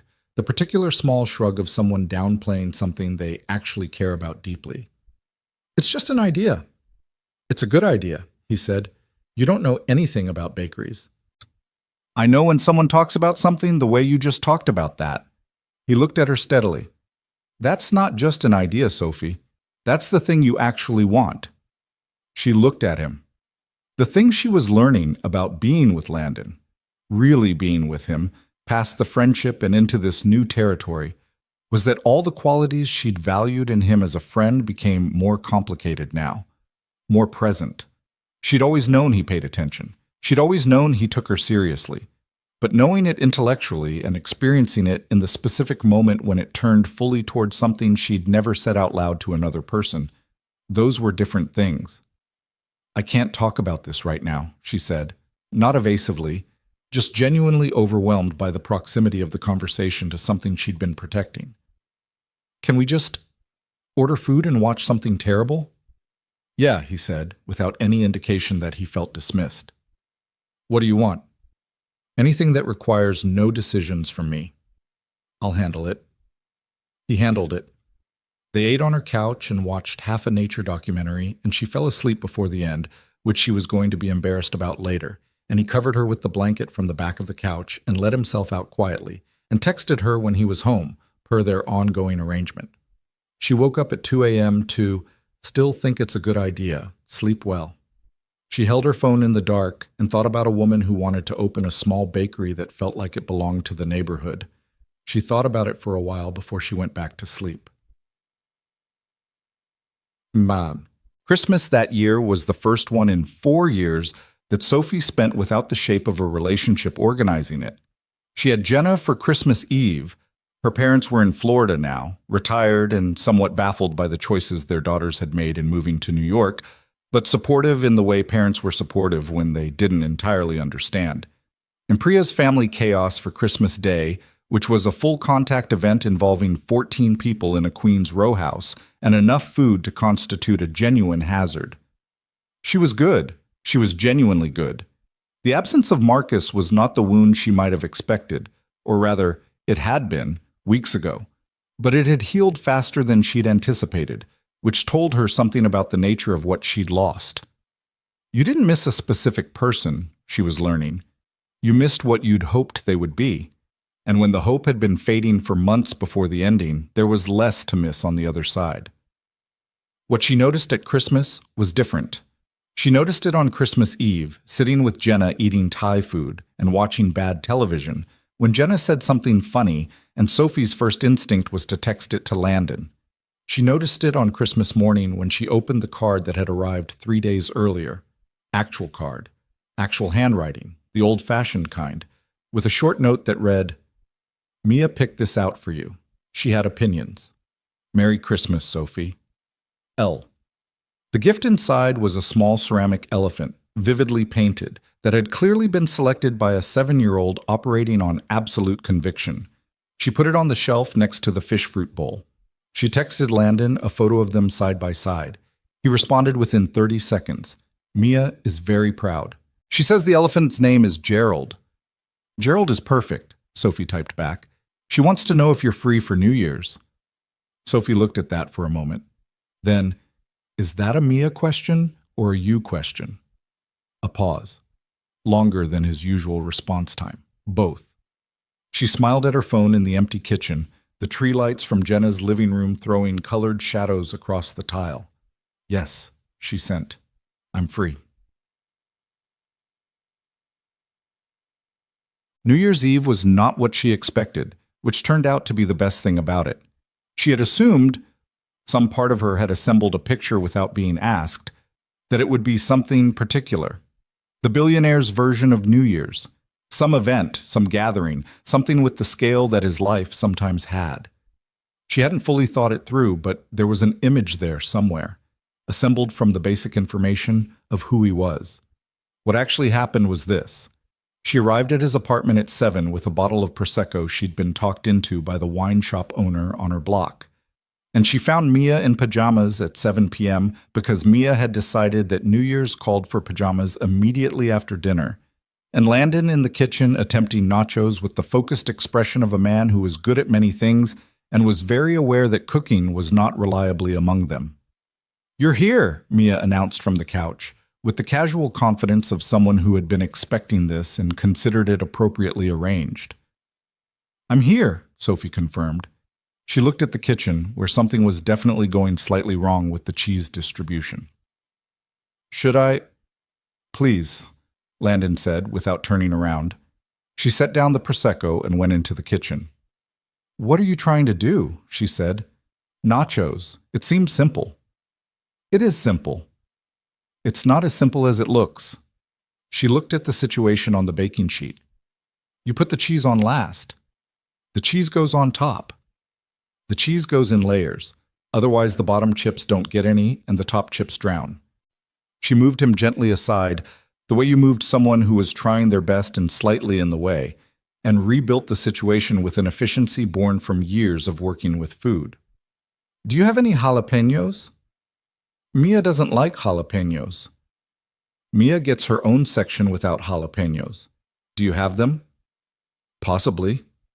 She found them in the back of the refrigerator, behind a container of leftover something and an apple that had seen better days. "The apple," she said. "I know." "Landon." "I know." She threw out the apple without further discussion. He watched her move around his kitchen with an expression she caught in her peripheral vision, something fond and a little bit wondering, the way you looked at something you were still adjusting to having. The nachos were good.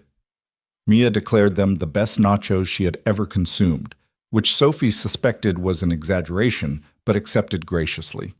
They ate on the living room floor because Mia had decided floor eating was more festive, which was not a logic Sophie could argue with, and watched 3 episodes of a nature show about ocean creatures, which Mia provided commentary on with the authority of someone who had been researching this field for approximately her entire life. At 9:30, Mia was visibly struggling against sleep with the grim determination of someone who had declared they would make midnight and was beginning to understand they had overestimated themselves. "You can sleep," Landon told her. "I'm not sleeping," she said, and then blinked extremely slowly. "You were asleep for a second." "I was resting my eyes." Both of them, for about 30 seconds. Mia looked at Sophie for arbitration. "I'm staying out of this," Sophie said. At 9:45, Mia was asleep against the couch cushions with the total commitment of someone who had stopped fighting it. Landon carried her to her room with the practiced ease of someone who had done this thousands of times, and Sophie stood in the living room amid the aftermath of floor nachos and ocean documentary and thought about the picture she'd had in her head and how thoroughly the reality had replaced it with something better. He came back and lowered himself onto the couch and looked at the cleanup situation. "She really committed to the floor eating," Sophie said. She always does. He picked up a stray chip. Sorry, this wasn't exactly. Don't, Sophie said. I was going to say I could have made a reservation somewhere, if you wanted. Landon. She turned to look at him. This is exactly what I wanted. I didn't know it before tonight, but it is. He looked at her.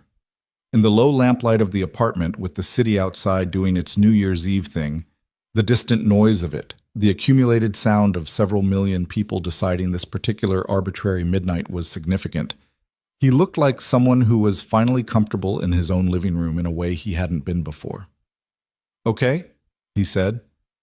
Okay, she agreed. She helped him clean up. They were not efficient about it. The inefficiency involved a certain amount of proximity and a conversation about whether the Prosecco warranted glasses or was acceptable directly from the bottle, and they landed on glasses because Sophie drew a line somewhere, and they took the glasses to the couch and watched the city through the tall windows while the clock moved toward midnight in the particular way it did on New Year's, both slower and faster than expected. Can I ask you something? She said, around 11:30. You're going to anyway. Fair.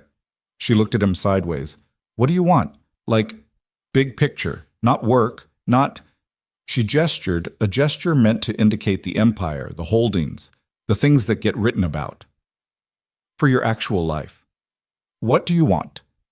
He was quiet for a moment. Not the quiet of someone stalling, but of someone taking the question seriously. I want Mia to grow up knowing she's the most important thing, he said. Not because I tell her, but because it's in how everything is built, the decisions I make, what I choose. He looked at the window. I want to keep building things that are worth something, not just valuable, worth something. There's a difference. Another pause. And I want... He stopped. What? He looked at her. I want what this is. I want this to be real, and I want to stop being careful around it. It's real, she said. I know. He held her gaze. I just wanted to say it out loud. Outside the window, New York began to make the noise it made at midnight on New Year's Eve. A particular accumulated roar, fireworks somewhere, horns, the generalized sound of people marking time together, even though they were strangers. The city did this once a year, this brief collective acknowledgement that time was moving, and they were all inside of it together. Landon kissed her at midnight. Not urgently. There was no urgency in it, just the particular warmth of two people who had earned the coordinates of each other and were no longer apologizing for being there. When they pulled back, she was looking at the window and the lights and the distant smoke of fireworks. I want to open my own place, she said. He turned to look at her. I know I said I didn't want to talk about it. She kept her eyes on the window. I've been thinking about it since you asked, since you said it wasn't insane. She was quiet for a beat. You said that, and I haven't been able to put it back where it was, like it came out of this box I'd been keeping it in, and now it won't fit back in. Good, he said. She looked at him. It terrifies me. I know. I don't have the capital. I have some savings, but not... Sophie, I'm not asking you for money, she said quickly, clearly. I want to be very specific about that. I'm not. I know you're not. I just wanted to say it out loud, the same way you said it out loud, just put it in the room. She looked back at the window. I want to open a small place, neighborhood, the kind that's there for the people who live nearby. Good pastry, simple menu, the kind of place where someone comes in every morning and you know their order. She said it the way she'd said it in her kitchen weeks ago, with the particular quality of something she'd been holding for a long time. I've been carrying that picture for 6 years, and I keep putting it down because the timing isn't right, or the money isn't there, or I don't know enough yet. And I'm going to turn 31 next year, and I'm standing here thinking, when is the timing ever going to be right? He didn't say anything for a moment. Then, never. The timing is never going to be right. That's the thing about the timing. She looked at him.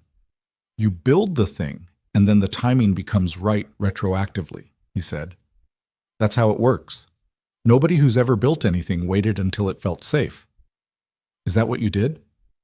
That's exactly what I did. I was 26 with bad credit and a business plan that had 3 significant holes in it that I didn't fully identify until 6 months in. He said it plainly, without romance. It was not a smooth start.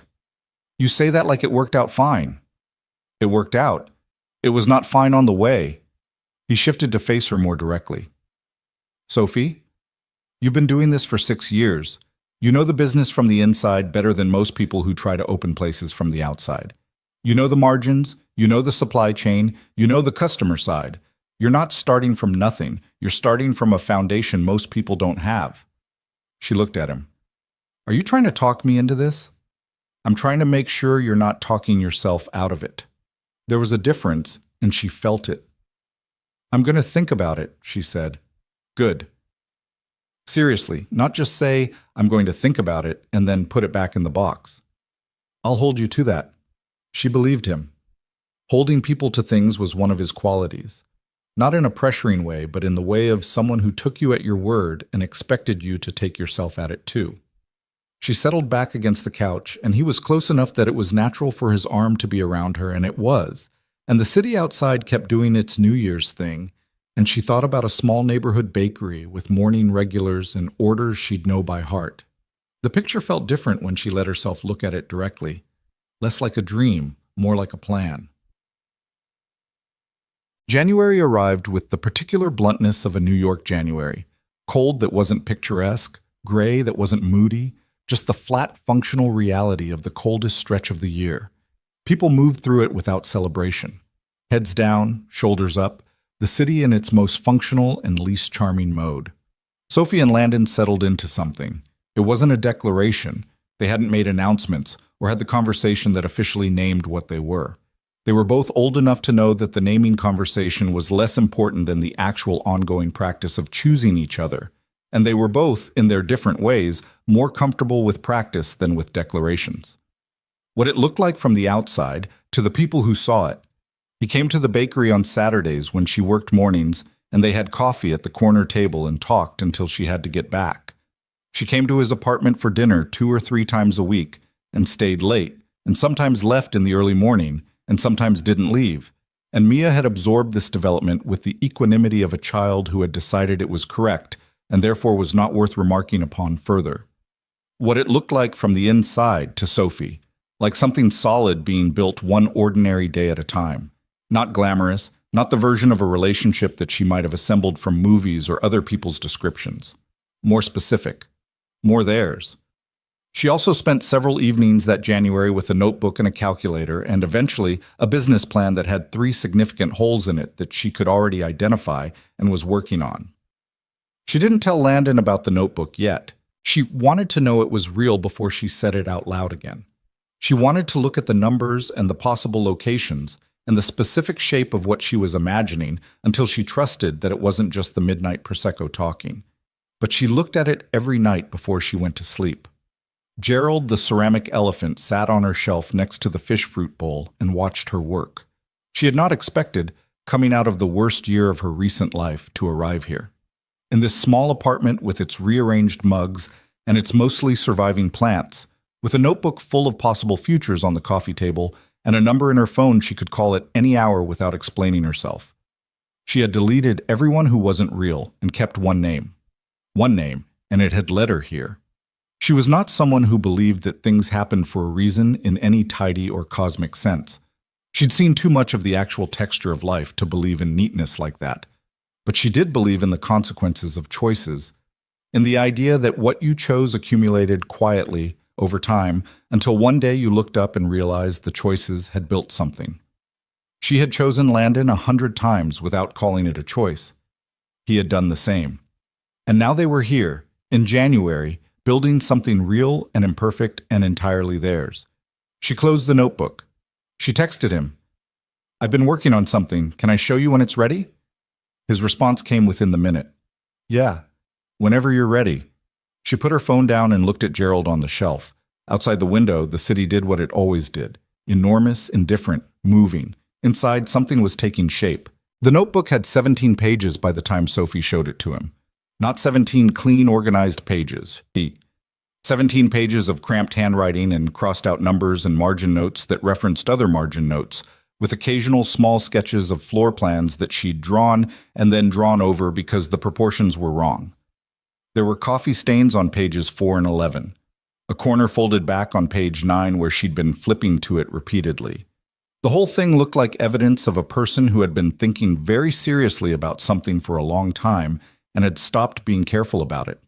She put it on his kitchen island on a Saturday afternoon in late January, while Mia was at a birthday party for 3 hours, and the apartment had the particular quiet that descended when Mia wasn't in it. Still, a little too big, like a room that hadn't been told yet it was allowed to relax. "Okay," she said. "This is rough, very rough. And there are holes. I know where they are. I flagged them. I don't want you to look at it like a business person. I want you to look at it like someone who knows me." Landon looked at the notebook, then at her. "Those aren't mutually exclusive." "I know, but start with the second one." She pushed it across the island toward him. "Just read it first."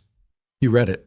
She made tea she didn't drink and stood at his kitchen window and looked at the West Village doing its January thing below, so people moving fast, heads down, the cold making everyone efficient, while he went through the pages with the quiet attention he gave things he was taking seriously. It took him about 15 minutes. She knew because she was watching the clock on the microwave without meaning to. When he looked up, she turned around. "Okay," he said. Okay, meaning I read it." He put the notebook down flat on the island. "Tell me about the name." She blinked. "That's the first thing?" "You wrote it in the corner of the first page and then crossed it out and wrote it again smaller. It's the thing you're most attached to and the most uncertain about. So yes, that's the first thing." She looked at the notebook. In the corner of the first page, in her handwriting, half obscured, "Lune et pain," moon and bread. Borrowed from the French, stripped down. She'd taken it from her years at Celine's Lune, carried it forward, adapted it. "It's probably precious," she said. "It's not precious, it's specific." He looked at her. "That matters. Specific is better than clever." He turned a few pages. "This space on Carmine Street. You've been back 3 times. Twice. You wrote about it twice and referenced it from page 3, which means you'd already been thinking about it before you wrote it down. 3 times. He looked up. "Is it available?" "I walked by last week. Still has the for lease sign. Have you called?" "Not yet." "Why not?" She crossed her arms. Not defensively, the way she did when she was holding something together. "Because calling makes it real. Right now it's still in the notebook." He looked at her for a moment, then he picked up his phone. "Landon, I'm not calling for you," he said. "I'm finding the listing so you have the number when you're ready to call."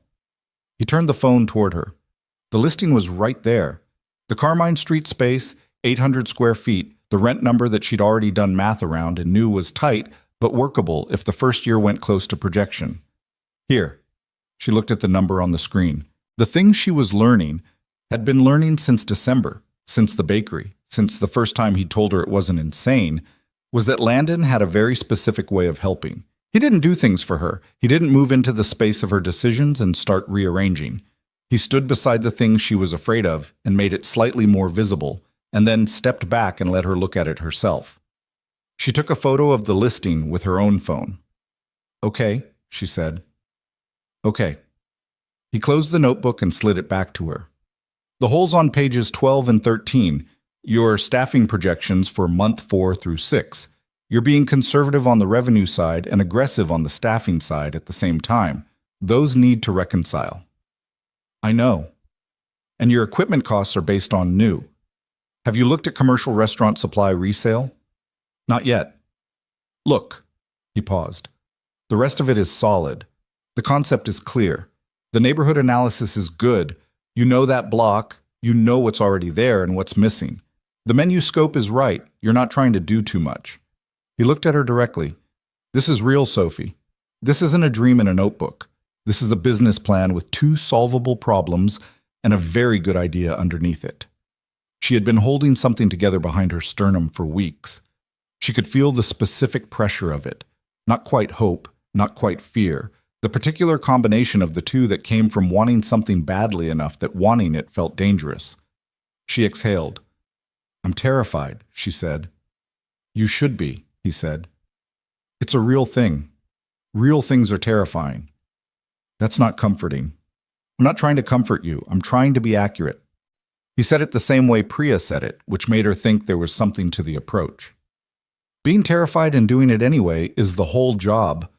She picked up the notebook, held it. Okay, she said, for the third time, and this time it meant something different than the first two. This one meant, I'm going to call the number. She called the number on Monday.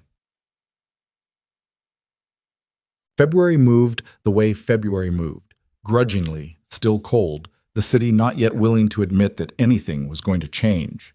Sophie had 2 meetings with the landlord of the Carmine Street space and a conversation with a small business lawyer that Priya had referred her to, and she went through the equipment resale market the way Landon had suggested and found that her projected costs dropped by almost 30%, which changed the month 4 through 6 math in a way that made page 13 of the notebook considerably less alarming. She told Celine. She'd been dreading that conversation in the particular way you dreaded telling someone something that was good for you and complicated for them. Celine had hired her 6 years ago on instinct and had been right about it, and walking into that office and saying, "I'm leaving," felt like a betrayal even though she knew it wasn't one. Celine listened. She sat behind her small desk in the back office with her reading glasses pushed up on her head and her arms crossed, and her face doing nothing in particular, which was how Celine's face looked when she was feeling something she wasn't ready to share. When Sophie finished, Celine was quiet for a moment. "You should have done this 2 years ago," she said. Sophie blinked. "I've been watching you manage this place with enough talent for your own place for at least 2 years," Celine continued. "I kept waiting for you to quit." She uncrossed her arms. "I'm not happy about losing you. I want to be clear about that. You're the best pastry hand I've had in 15 years, and replacing you is going to be a significant problem." She paused. "But you should go. You've been ready." Sophie sat across from her and felt something she hadn't expected to feel in this conversation, which was something very close to gratitude for being seen clearly by someone who had known her work and still said, "Go." "I'll give you proper notice," Sophie said. "I won't leave you stranded." "I know you won't." Celine stood, which was the end-of-meeting signal she used when things had been said that didn't need further words. "What are you calling it?" "Lune et pain." Celine considered this. "Good name." "You think?" "I think it sounds like something that will still be there in 20 years. She extended her hand across the desk in a gesture that was formal and also somehow more than that. "Don't waste it." Sophie shook her hand. Walking out of that office, she had the specific feeling of a door closing behind her that she had been holding open with her foot for a long time, not quite willing to let it close. It closed. And the room she was walking into was large and uncertain and entirely her own construction. She called Landon from the sidewalk outside. "She said I should have done it 2 years ago," Sophie told him. "Smart woman," he said. "She also said replacing me will be a significant problem." "Also accurate?" "You don't know that." "I know you." A pause on the line. "How do you feel?" She stood on the sidewalk in February, the cold doing its usual work, people moving around her with the focused efficiency of New Yorkers in winter. "Like I jumped off something," she said, "and I don't know yet if there's water or concrete." "There's water," he said. "You don't know that either." "No," he admitted, "but you know how to swim. That part I know." She stood there for a moment with that. Then, "I'm scared, Landon." "I know." Like, actually scared. Not the talking about it kind. "Yeah, that's the right kind to be." His voice was steady in the way she'd learned meant he was being careful with something. "Sophie, you called the number. You had the meetings. You told Celine. You've already done most of the scary part, and you're still standing." She looked at the street. "Come over tonight," he said. "Mia's been asking about you. She wants to show you something she found about emperor penguins that she considers urgent." Sophie laughed, and it was the real kind. The kind that came up without being planned. "How urgent?" In her words, "Extremely." "Okay," she said. "I'll be there at 7. She put her phone away and stood on the February sidewalk a moment longer. The city kept moving. It always kept moving. That was the deal with New York. It did not wait for you to be ready, and in that way it was an honest place to build something. She started walking. "Ma." The lease on the Carmine Street space was signed in March. 800 square feet that smelled like the previous tenant, a sandwich shop that had been there for 12 years before the rent increase had made the math impossible, and had floors that needed work, and a kitchen that needed more work, and a front window that was genuinely excellent, the kind that caught the morning light in a way that made the space look like it was worth more than it was. She stood in it alone the first afternoon after signing, before any of the work had started, and turned around slowly in the empty space. It was smaller than she'd pictured, in the way that real things were always slightly different from the pictures you built of them. The ceiling had a water stain in the back left corner. One of the wall outlets was positioned inconveniently. The bathroom was a problem she'd have to solve creatively, but the window was perfect, and the bones were right, and it was hers. She took a photo and sent it to Landon with no caption. He responded with a single word: yours. She saved that text. The renovation took 6 weeks and went 17% over budget, which was almost exactly what the contractor had warned her it might do, and which she had not fully believed until it happened. She was at the space almost every day, not because she needed to supervise every detail, but because she found that being in the middle of the construction helped her think. The noise and mess of something being built had a quality that her apartment didn't, something that kept her present and out of her own head. Landon came by twice. Once to look at the kitchen installation when she was worried the layout wasn't functional, and he walked through it with the specific attention of someone who understood space and said, "Move the prep station 2 feet left and you gain a traffic lane." And he was right, and she moved it. Once when she was there late on a Thursday, sitting on an overturned bucket eating a sandwich she'd brought from the deli around the corner, the space half-gutted around her, and the window casting the last of the evening light across the unfinished floor. He'd come with food, proper food, from the Thai place she liked, in the brown paper bags that smelled like every good evening she'd had recently. He sat on another overturned bucket and looked around at the space. "It's going to be good," he said. "It's going to be a disaster for at least the first 6 months." "Probably." He handed her a container. "And then it's going to be good." She looked at the window with the evening light in it. "I keep thinking about what Celine said," she told him, "that I should have done it 2 years ago. Does that bother you?" She considered it. "A little, in the way where you think about the time you spent not doing the thing and wonder what you were waiting for." She pulled the top off the container. "But then I think, 2 years ago I was still in a different place. Not just the relationship, me. I don't know if I would have done it right 2 years ago. You might have. Or I might have done it scared in the wrong way, and it might have failed, and I might have used it as proof that I was right to wait." She looked at him. "Timing isn't always just about readiness. Sometimes it's about which version of you is going to do the thing." He looked at her for a moment. "That's true. I'm full of insights occasionally, I've noticed." They ate on their overturned buckets in the unfinished space and talked about nothing in particular and everything in its way. Mia's recent conviction that she wanted to learn to play the drums, which Landon was taking seriously, and the building's noise policy was less enthusiastic about. Priya's engagement, announced 2 weeks ago, to a man named David, who was quietly wonderful in the way of people who didn't need to announce it. The logistics acquisition, which had ultimately restructured in the way Landon had identified and gone through clean, the COO having been grudgingly right about the unwind after all. Small things. Real things. The ordinary ongoing business of two people whose lives had become thoroughly tangled together over the course of several months, and neither of them was untangling.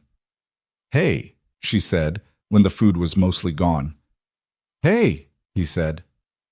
"I love you."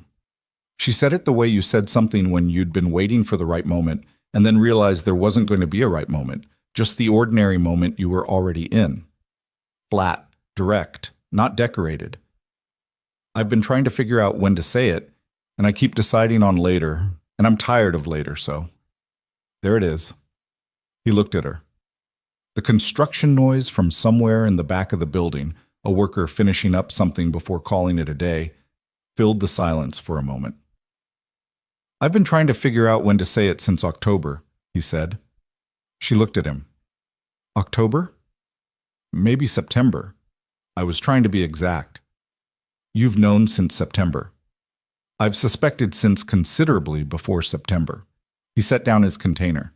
I love you, Sophie. I've been loving you quietly for long enough that I lost track of when it started. Which I recognize is an absurd thing to say, but it's the most accurate thing I have. She looked at him across the small space between their overturned buckets, in the half-renovated room that smelled like sawdust and the ghost of a former sandwich shop, with the evening light through the excellent window going amber and soft. This was not the scene she would have written for this moment. She was in work clothes she'd been wearing since morning, sitting on a bucket, with Thai food containers on the floor beside her. It was not a movie, it was not dressed up. It was, she thought, exactly right. She reached across the space between them, and he took her hand. Neither of them said anything else for a little while. They didn't need to. You see, Schatz. Lunit Payne opened on a Thursday in early May. Sophie had chosen Thursday deliberately. Not a Friday or Saturday, not the weekend when people were looking for experiences. Thursday, because the neighborhood regulars would come on a Thursday, the people who were actually going to make or break the place, the ones who needed a good bakery on a weekday morning and hadn't had one on Carmine Street since the old one closed 3 years ago. She had been at the space since 4 in the morning. Celine had loaned her a pastry assistant for the first 2 weeks, a young woman named Rosa who was 22 and fast and didn't need things explained twice.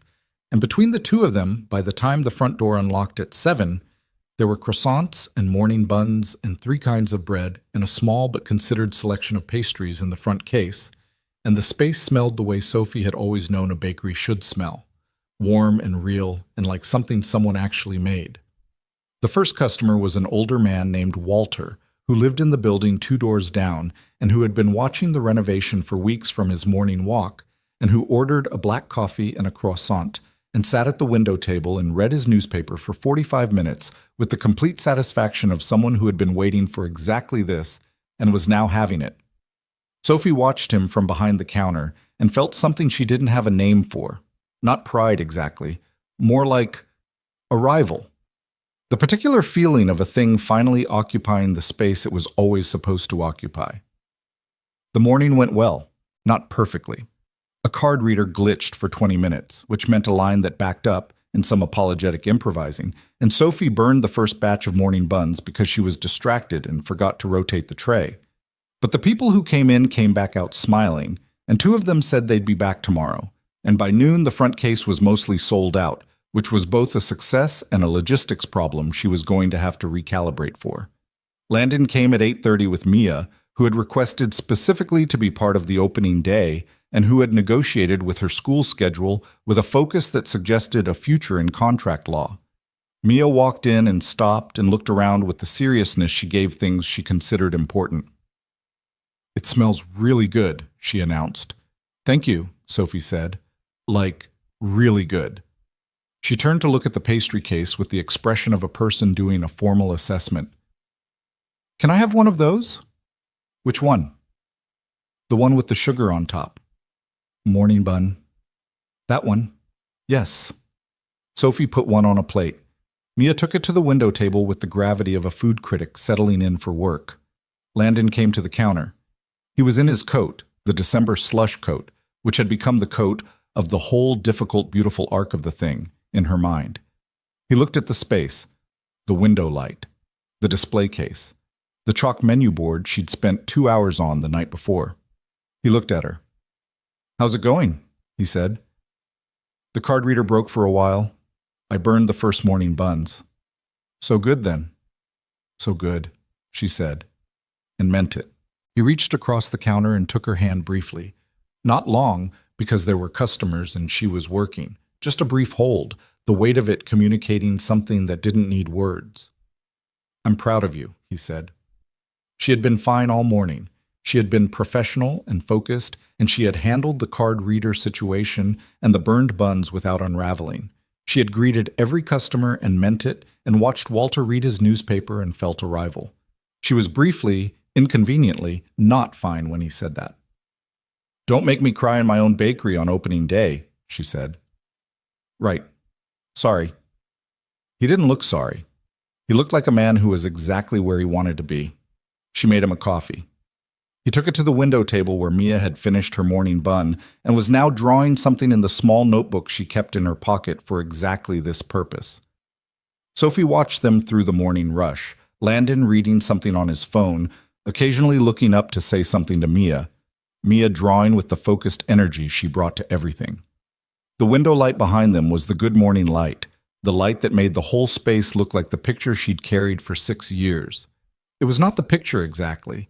The picture had been cleaner, less specific. This was better because it was actual. The burned buns and the glitchy card reader and Walter's newspaper and Mia's drawing and Landon at the window table with his coffee, choosing to be here at 8:30 on a Thursday morning because this was what mattered to him. The same reason she'd kept his name. People asked later about how it had all come together. The bakery people asked about the business, how she'd made the leap, how she'd funded it, what the first year had really looked like. She told them honestly. She'd saved, she'd borrowed modestly, she'd been terrified. The first 6 months had been exactly the disaster she'd predicted. And then month 7 had turned a corner, and month 8 had been the first month she'd felt like it was going to survive. The staffing had been hard. The margins had been what she'd projected, and not $1 more. She'd cried in the back office twice in year 1, once about money and once about an employee situation she'd handled badly and needed to go back and handle better. She told them about Celine's loan of Rosa for the first 2 weeks, and Rosa staying on permanently because she was 22 and fast, and it turned out she had her own ideas about pastry that were worth listening to. She told them about Walter, who came in every morning now, and whose order she knew before he reached the counter.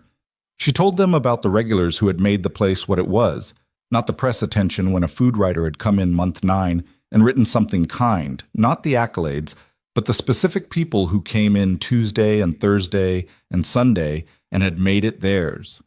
The people who knew her and Landon asked about that too. How had it happened, they wanted to know. You'd been friends forever. What changed? She never knew quite how to answer that, because the honest answer was nothing changed. That was the thing. The feelings had been there long before they had language for them. The choosing had been happening long before anyone acknowledged it.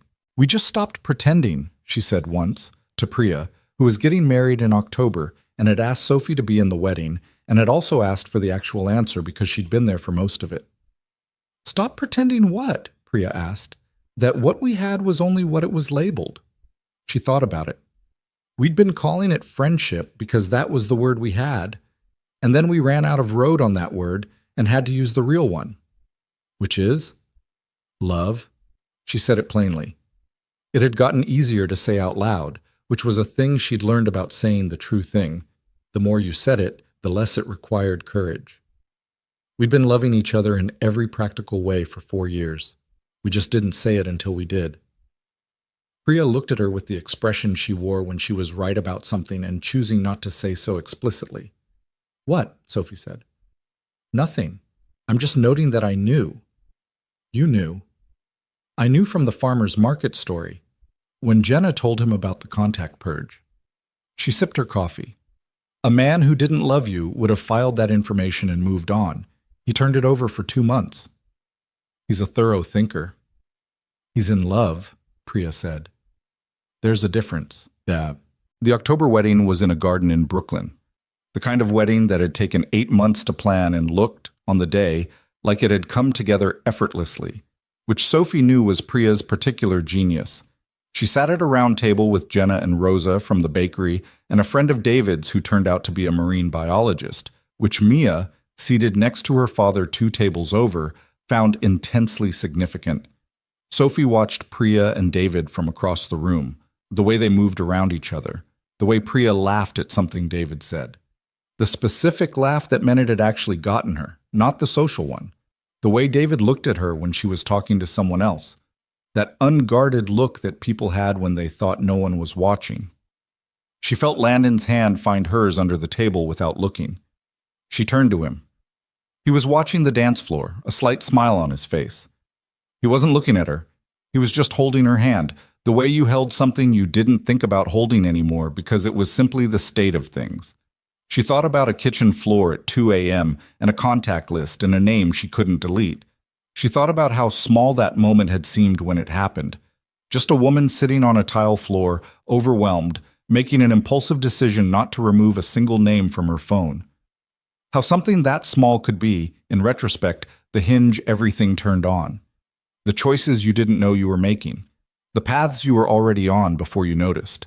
She had spent a long time believing that love was a thing that happened to you, that you found it or it found you, that circumstances aligned and timing cooperated and the right person appeared. She'd believed that because it was easier to believe than the alternative, which was that love was a practice, a daily choice made quietly, without announcement, in the ordinary moments when nobody was watching.